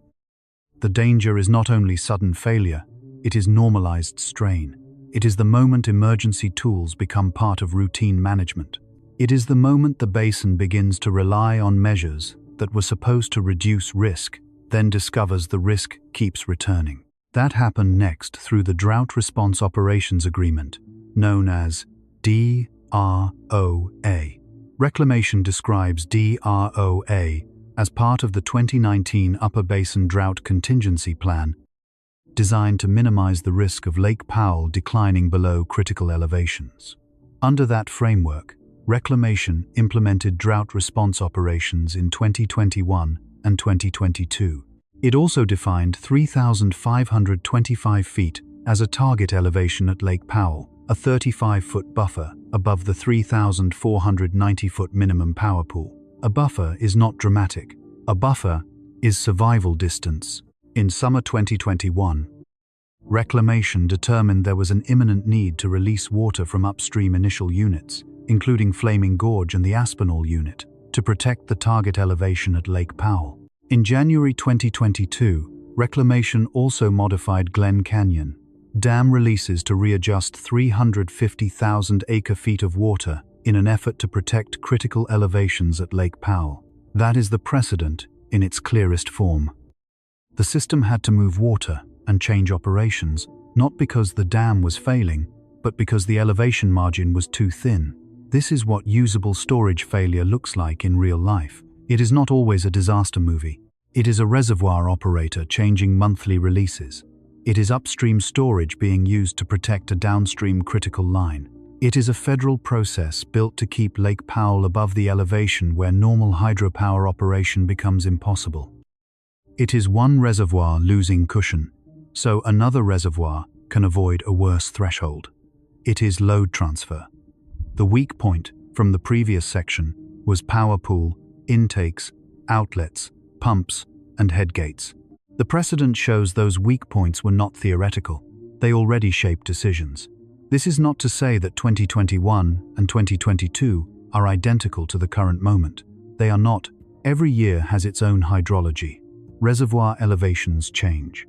Snowpack changes. Conservation programs change. Federal operating rules change. Wet years can interrupt decline. Emergency actions can buy time. Negotiations can alter demand. The Colorado River is not a straight line from one bad year to a predetermined ending. But the mechanism is similar enough to matter. Low runoff weakened storage. Low storage brought critical elevations closer. Critical elevations forced operating changes. Operating changes shifted impacts through the basin. The public saw low reservoirs. The system experienced reduced flexibility. That is the comparison. The old event is not a prophecy. It is a stress test already recorded. And like most stress tests, it revealed more than one weakness. The first lesson was that snowpack is not enough. A basin can enter winter, hoping for relief, and still receive too little runoff if spring conditions are hot and dry. That means water managers cannot look only at snow on the mountain. They have to watch soil, moisture, temperature, evaporative demand, runoff efficiency, reservoir storage, and the timing of melt. The second lesson was that Lake Powell and Lake Mead can both be low enough to constrain each other. When one reservoir has plenty of cushion, it can help stabilize the other. When both are stressed, every decision becomes trade-off. Protect Powell too much, and Mead receives less. Protect Mead too much, and Powell approaches critical levels.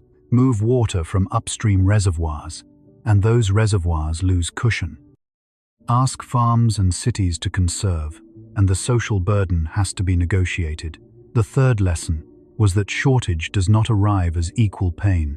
Arizona, Nevada, Mexico, California, tribes, cities, farms, and districts do not stand in the same legal position. Some users receive cuts earlier. Some have senior rights. Some have deeper infrastructure. Some can finance adaptation.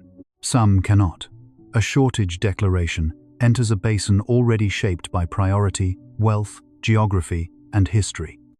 The fourth lesson was that hydropower is a water risk. People often talk about water and electricity as separate systems.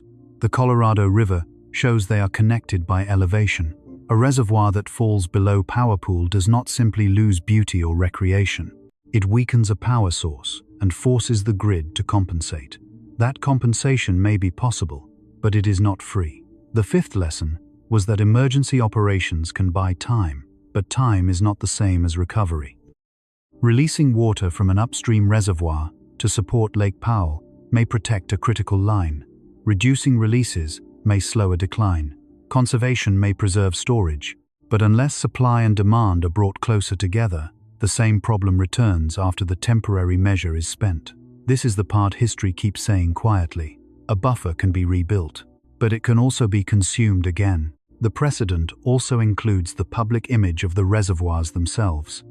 In 2022, many Americans saw photographs of the bathtub rings, stranded boats, exposed ramps, and receding shorelines. Those images were powerful, but they also risked making the crisis feel like a scenery problem. The real story was not only what the falling water revealed on the canyon walls. The real story was what it revealed about the system underneath. The reservoirs were built to hide variability. The falling reservoirs revealed variability returning.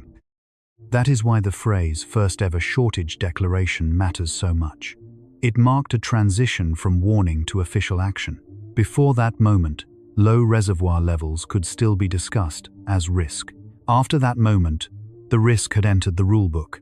The basin had crossed a line where official management had to reduce deliveries under established shortage rules. The event did not destroy the system, it changed the category. And once a category changes, the memory remains. Water agencies remember, farmers remember, tribal governments remember, power planners remember, federal negotiators remember, city councils remember. The reservoir may rise after a wet season, but the institutional memory of crossing the threshold does not disappear. Everyone now knows the system can enter shortage. Everyone now knows Lake Powell can approach elevations that force emergency protection. Everyone now knows the old margin was not guaranteed. That is what makes the current warning heavier. It is not arriving in a world that has never seen this before. It is arriving after the basin has already had a rehearsal. But there is one important difference between a rehearsal and the next performance. During the first shortage years, officials could still lean on temporary measures, drought contingency tools, and interim guidelines built for a limited period. The current era is different because the basin is also approaching the end of the current operating framework. The rules after 2026 have to face a river that has already demonstrated what happens when storage falls too low. The precedent is no longer only historical. It is evidence being carried into negotiation. This is where the past connects to the future. The question is not whether 2021 will repeat exactly. It will not. The question is whether the basin has absorbed the lesson that the old cushion cannot be assumed. Because if it has not, then every future dry sequence will return to the same weak points. Lake Powell, near power pool. Lake Mead, near shortage triggers. Upstream reservoirs asked to support downstream operations. Agriculture asked to conserve or fallow. Cities asked to tighten use. Hydropower weakened by falling head. Groundwater used as a hidden backup. Tribes still waiting for infrastructure. Mexico drawn into binational pressure. Federal agencies trying to keep the system stable while states argue over who should reduce first. History does not have to repeat to rhyme. It only has to move through the same mechanism. The Colorado River precedent is not a single year. It is a sequence.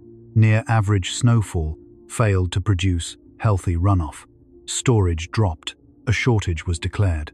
Emergency operations were used. Critical elevations became central. The system kept working, but only with more active management and less room for error. That is evidence, not exaggeration.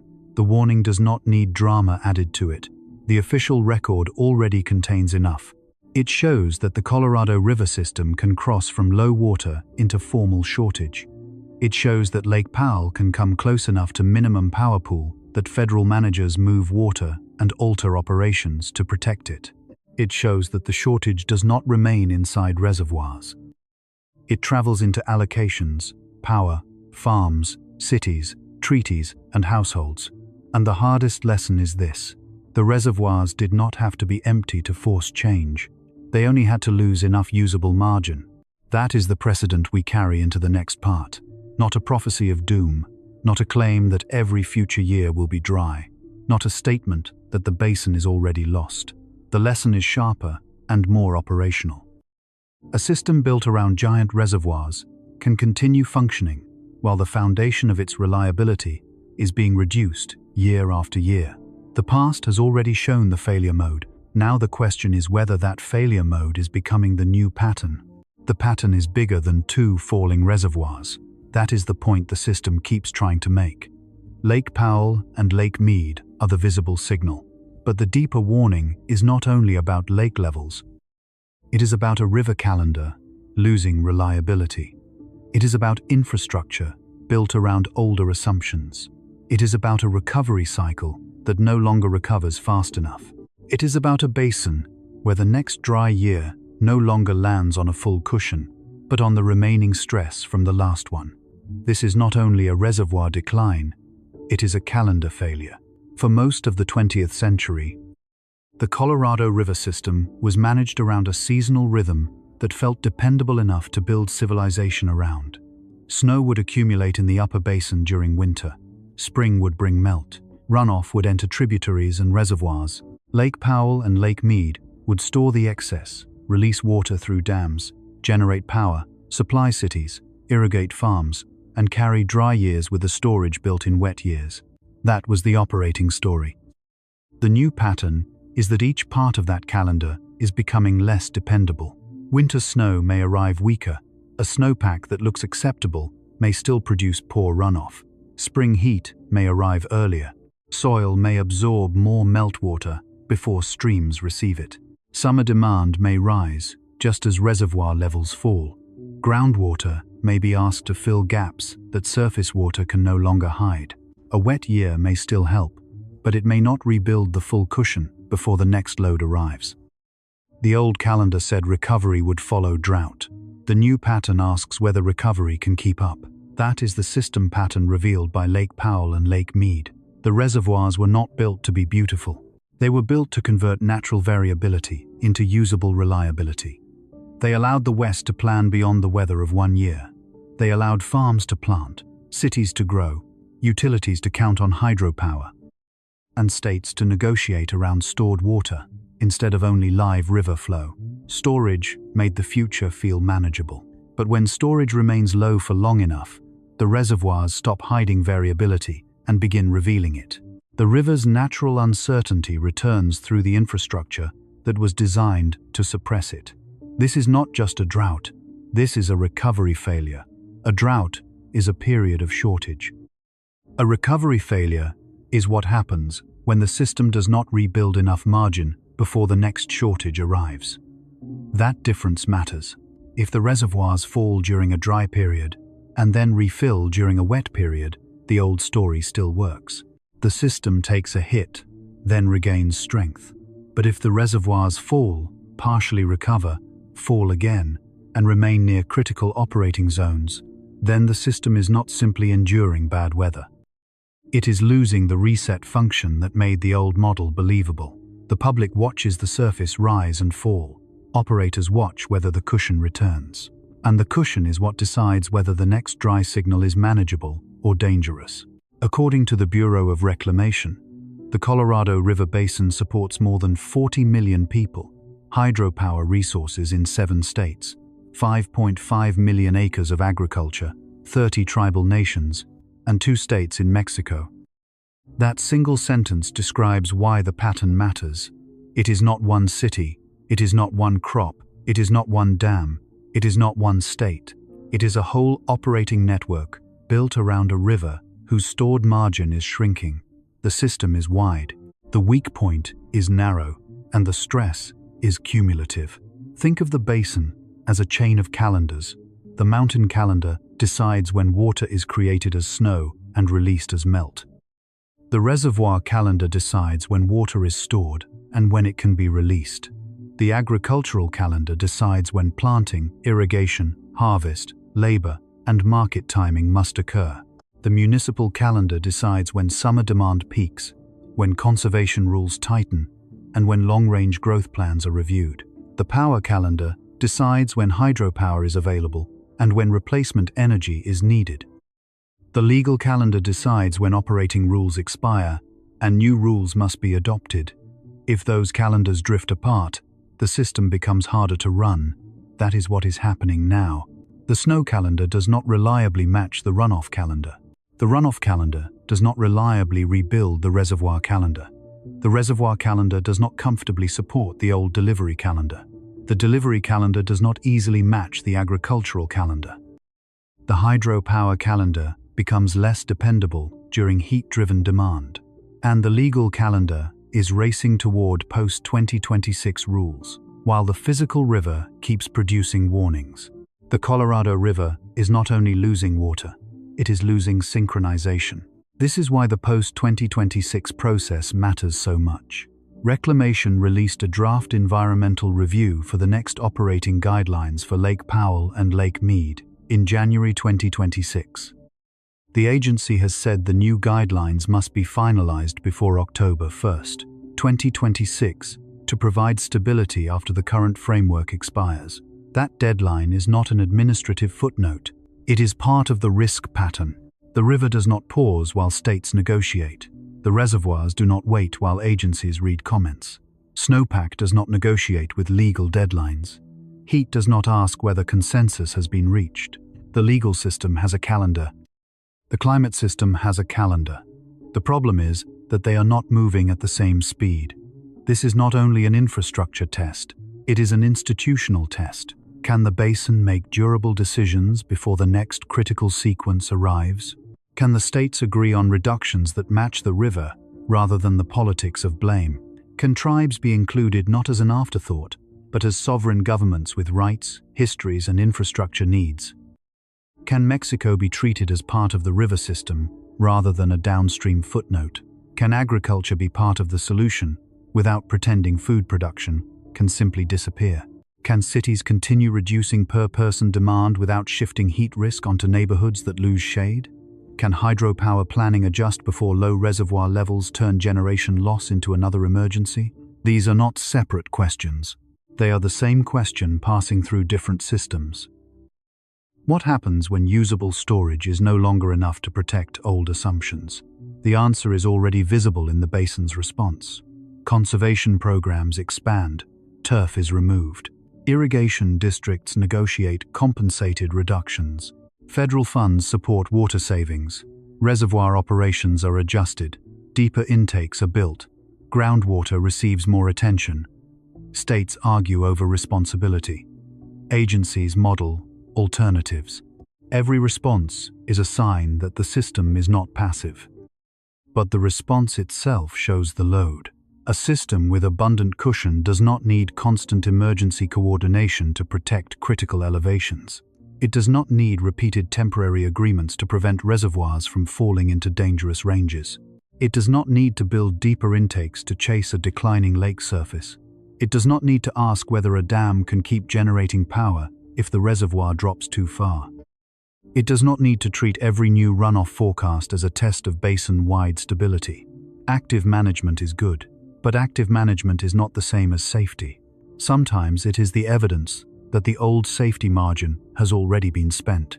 The new baseline does not mean the same crisis happens every year. That would be too simple and too false. The Colorado River will still have wet years. Snowpack will still surprise forecasters. Reservoirs will still rise at times. Conservation will still buy time. Infrastructure will still reduce exposure. Smart policy can still change the future. Nothing in the evidence says collapse is automatic. But a new baseline can mean that the old range of normal no longer describes the system well enough. The older baseline assumed that the reservoirs would usually recover from dry periods with enough time and runoff. The emerging baseline is harsher. It says recovery may be slower, incomplete, or more dependent on reduced demand. It says wet years may provide relief without restoring the old cushion. It says heat can turn precipitation into less usable stream flow. It says the basin must plan not only for drought events, but for a drier operating environment. The headline is low reservoirs. The real story is a planning climate that has shifted underneath the infrastructure. This is why the phrase new normal can be dangerous if it makes people passive. The point is not to accept decline as fate.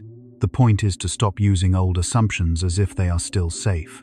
A new baseline should not become an excuse for resignation. It should become a trigger for redesign. What has to change? First, the system has to treat lower flows as operational reality, not temporary inconvenience. That means river rules must be built around conservative hydrology, not hope. Hope is not an operating plan. A good snow year can help, but it cannot be the foundation of a basin serving more than 40 million people. Second, recovery has to be measured by storage margin, not by public mood. A wet winter may reduce anxiety, but the question is whether Lake Powell and Lake Mead have regained enough usable water above critical elevations. If the reservoirs rise but remain vulnerable to another weak inflow year, the system is not recovered. It is relieved. Relief is temporary. Recovery restores margin. Third, infrastructure planning has to focus on connection points. Dams, intakes, pumps, canal headgates, treatment plants, groundwater wells, power contracts, and tribal delivery systems are where risk becomes real. The basin does not need vague concern about water. It needs precise attention to the places where falling water changes function. Fourth, Demand has to become more flexible than the river has become. That does not mean one sector alone carries the burden. It means cities, farms, industries, and public agencies must all become capable of using less when the basin cannot safely provide more. Conservation cannot be treated as a temporary punishment during crisis. It has to become part of the operating design. Fifth, equity has to be built into adaptation rather than added afterward. The hardest cuts should not automatically fall on those with the weakest legal, financial, or infrastructural position. A basin with senior rights, junior rights, tribal claims, urban wealth, agricultural dependence, and international obligations cannot solve a physical shortage without confronting social power. The river is physical, the shortage is distributed by human systems. That is why the risk will not remain in one season or one place. In the future, the most dangerous month may not be the month with the lowest lake surface. It may be the month when snowpack expectations collapse into weak runoff forecasts. It may be the month when heat increases demand while reservoir inflow disappoints. It may be the month when a city prepares summer conservation while farms decide whether to plant. It may be the month when negotiators run out of time and the river refuses to provide the political cover of a wet year. Risk shifts from drought season to planning season. It shifts from the reservoir surface to the operating threshold. It shifts from water supply to power supply. It shifts from farms to food systems. It shifts from visible reservoirs to invisible groundwater. It shifts from federal dashboards to household bills. It shifts from the old question of how much water is in the river to the harder question of who has to change when the river is no longer enough for every old promise. This is the system expansion.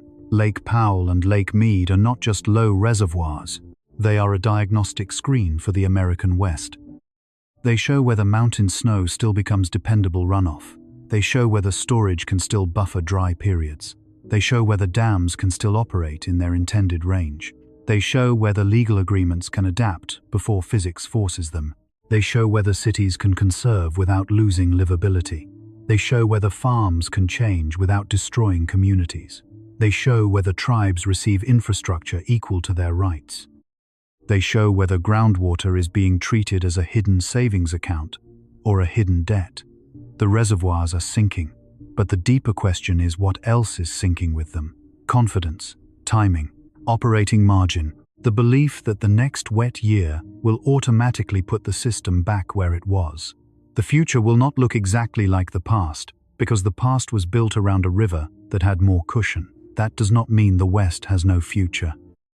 It means the future has to be designed around a more honest river, smaller assumptions, stronger conservation, more flexible agriculture, deeper equity, better groundwater accounting, infrastructure that can work at lower elevations, operating rules that do not require crisis before they act. The most dangerous outcome is not that people understand the risk and adapt. The most dangerous outcome is that a wet year arrives. The reservoirs rise a little, and everyone pretends the old calendar has returned. Because the old calendar is the thing being tested. A single wet year can lift water levels. It cannot erase aridification.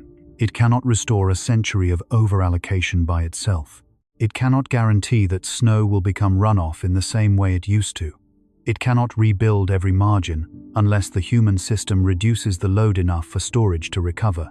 That is the meaning of the two giant reservoirs now. They are not only measuring drought, they are measuring whether the basin has learned, and the signal is still unresolved. The Colorado River system can change. Cities have already shown that water use can fall, even as population grows. Farmers have already shown that conservation agreements can save water.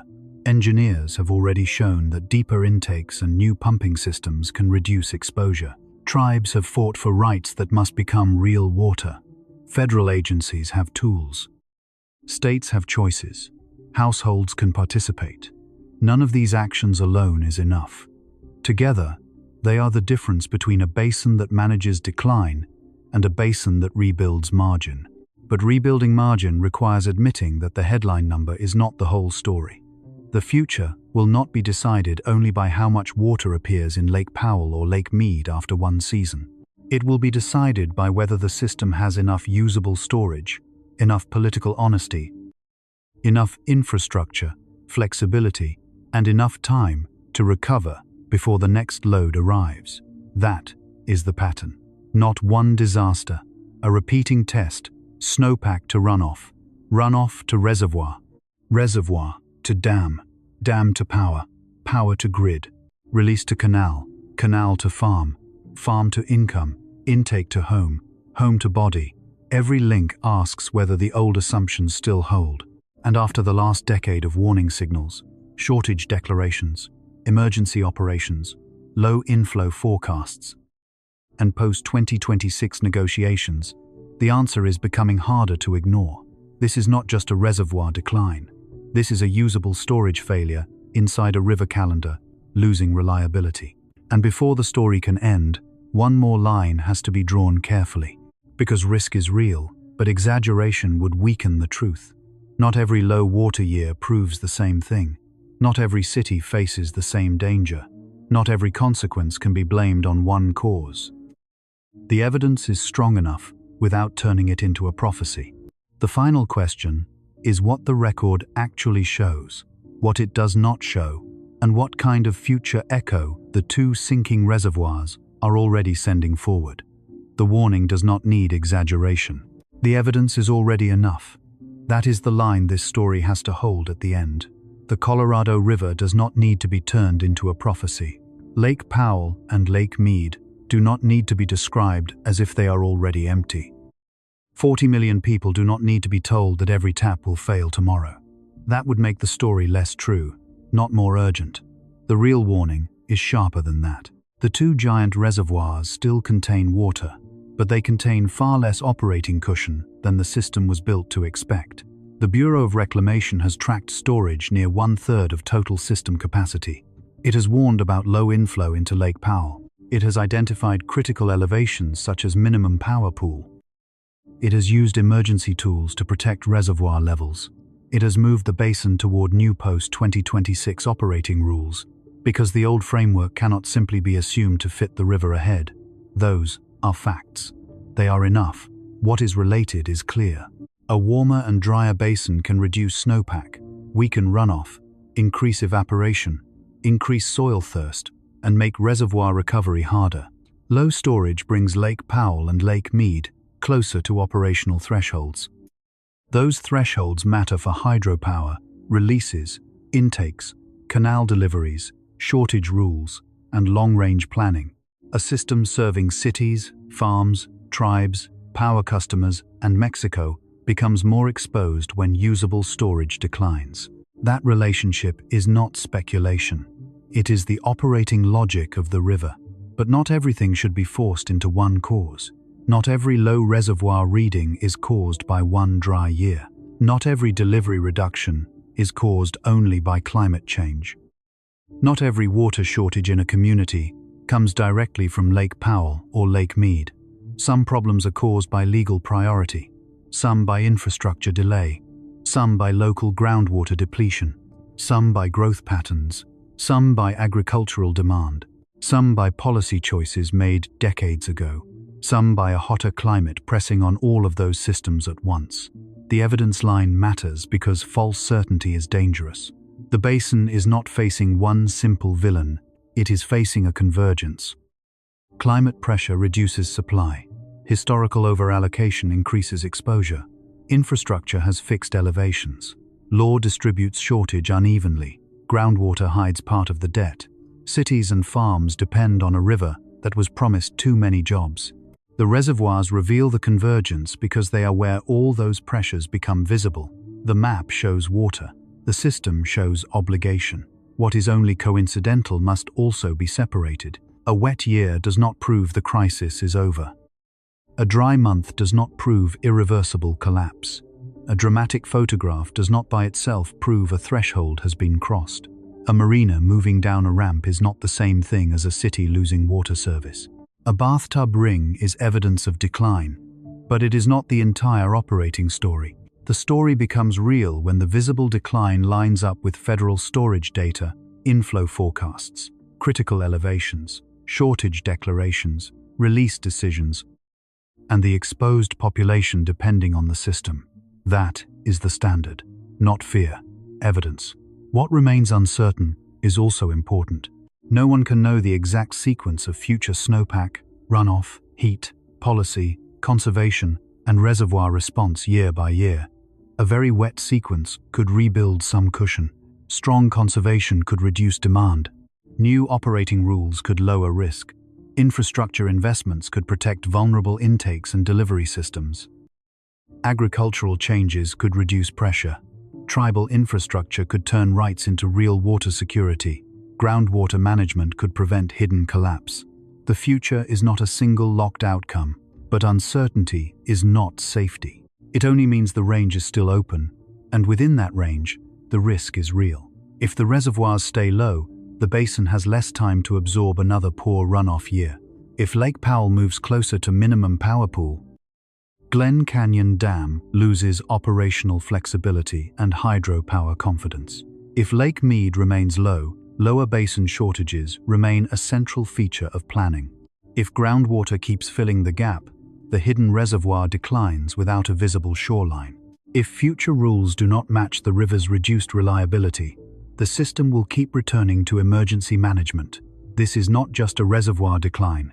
This is a usable storage failure. And it is a failure that does not always announce itself as collapse. It announces itself as narrowing choices. A water agency prepares another conservation order. A farm district studies a smaller allocation. A city funds deeper infrastructure. A power agency searches for replacement generation. A tribal community asks why legal rights still have not become pipes and treatment plants. A household receives another notice. A worker loses hours when a field is fallowed. A negotiator enters another meeting with less time and less water than the last one. The event is visible outside. The damage begins inside the margin. That is why the opening signal matters. At the beginning, the story looked like a federal dashboard warning. Bureau of Reclamation data. Low storage, low inflow, critical elevations, 40 million people exposed. It was possible to treat those as separate facts.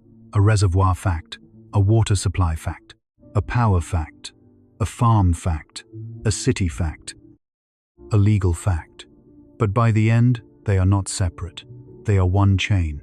Snowpack to runoff, runoff to Lake Powell, Lake Powell to Glen Canyon Dam, Glen Canyon Dam to releases and hydropower, releases to Lake Mead to Hoover Dam, intakes, shortages, and canals, canals to farms, farms to workers, intakes to homes, homes to bodies, bodies to heat, bills, food, shade, and uncertainty. The Colorado River does not fail as one object. It transmits stress.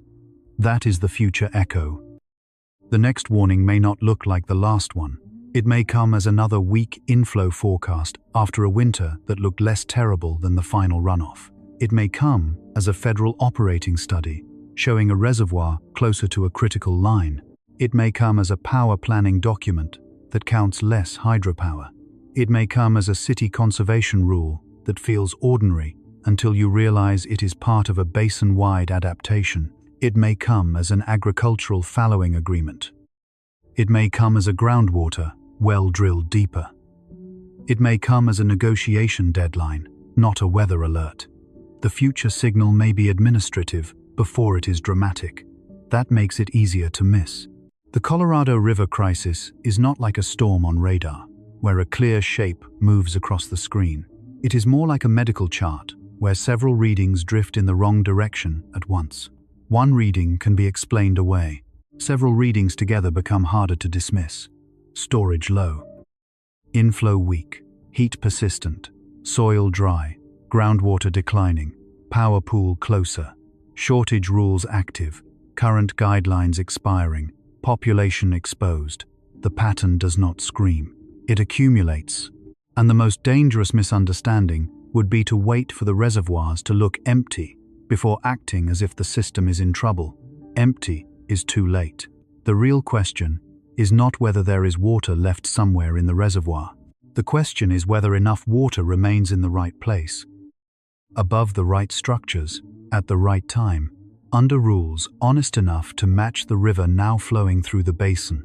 A giant reservoir can still be beautiful while its margin is failing. A dam can still stand while its power function weakens.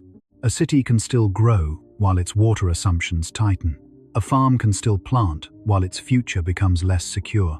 A river can still flow while the civilization built around it loses confidence. That is the uncomfortable truth, not collapse. Exposure. The exposure of 40 million people does not mean 40 million people face the same immediate danger. It means 40 million people live inside the same connected dependency. Some have stronger buffers. Some have deeper intakes. Some have senior rights. Some have conservation systems. Some have money. Some have less. Some are still waiting for infrastructure that should have existed long ago. The river reaches them through different pathways. But the reservoir margin sits behind all of them. When that margin shrinks, the whole basin learns who had protection and who only had promises. That is why the ending cannot be hopeless. Hopelessness would be another form of denial. It would pretend the future is already written. It is not. The basin has tools. Cities can use less. Agriculture can conserve with compensation and careful planning. Rules can be rewritten around lower flows. Hydropower can be planned more honestly. Groundwater can be measured and protected. Infrastructure can be built where rights exist only on paper. Shade, efficiency, reuse, recycling, pricing, land use, and crop choices can all change the load. But the ending cannot be light either. The scale is too large and the margin is too thin. The river is asking a brutal question. Can a system built for a wetter assumption redesign itself before the next dry sequence arrives? Can a legal structure built around old promises admit that physical water is the final negotiator? Can a region that grew around storage learn to rebuild storage instead of only spending it?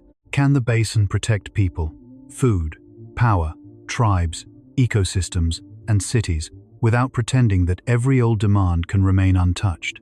That is the question left behind by the sinking reservoirs. Not whether one wet year will make the photographs look better. Whether the system has learned what the photographs mean. At the beginning, the signal was official. A federal agency tracking low storage, weak inflow, critical elevations, and a basin under shortage management. Now the signal is larger. It is a warning about usable storage, not just total water. It is a warning about thresholds, not just averages. It is a warning about recovery time, not just drought. It is a warning about infrastructure designed for old elevations and a river moving through a hotter basin. The event will pass in pieces. A wet season may lift the lakes. A dry season may lower them again. An agreement may buy time. A conservation program may reduce demand. A new operating rule may prevent a worse outcome. The surface will continue to rise and fall because reservoirs breathe with the years. But the thing they revealed will remain. A system built around old assumptions is being tested by a river, no longer following the old calendar. The future will not be decided only by the peak number. It will not be decided only by the lowest photograph, the most dramatic shoreline, or the most frightening projection. It will be decided by whether the basin still has time to recover before the next load arrives. It will be decided by whether usable storage can be protected before total storage becomes a misleading comfort. It will be decided by whether 40 million people are treated not as a headline number, but as a living system connected through water, power, food, law, and memory. Lake Powell and Lake Mead are sinking. But the deeper question is what kind of West is being exposed as they fall.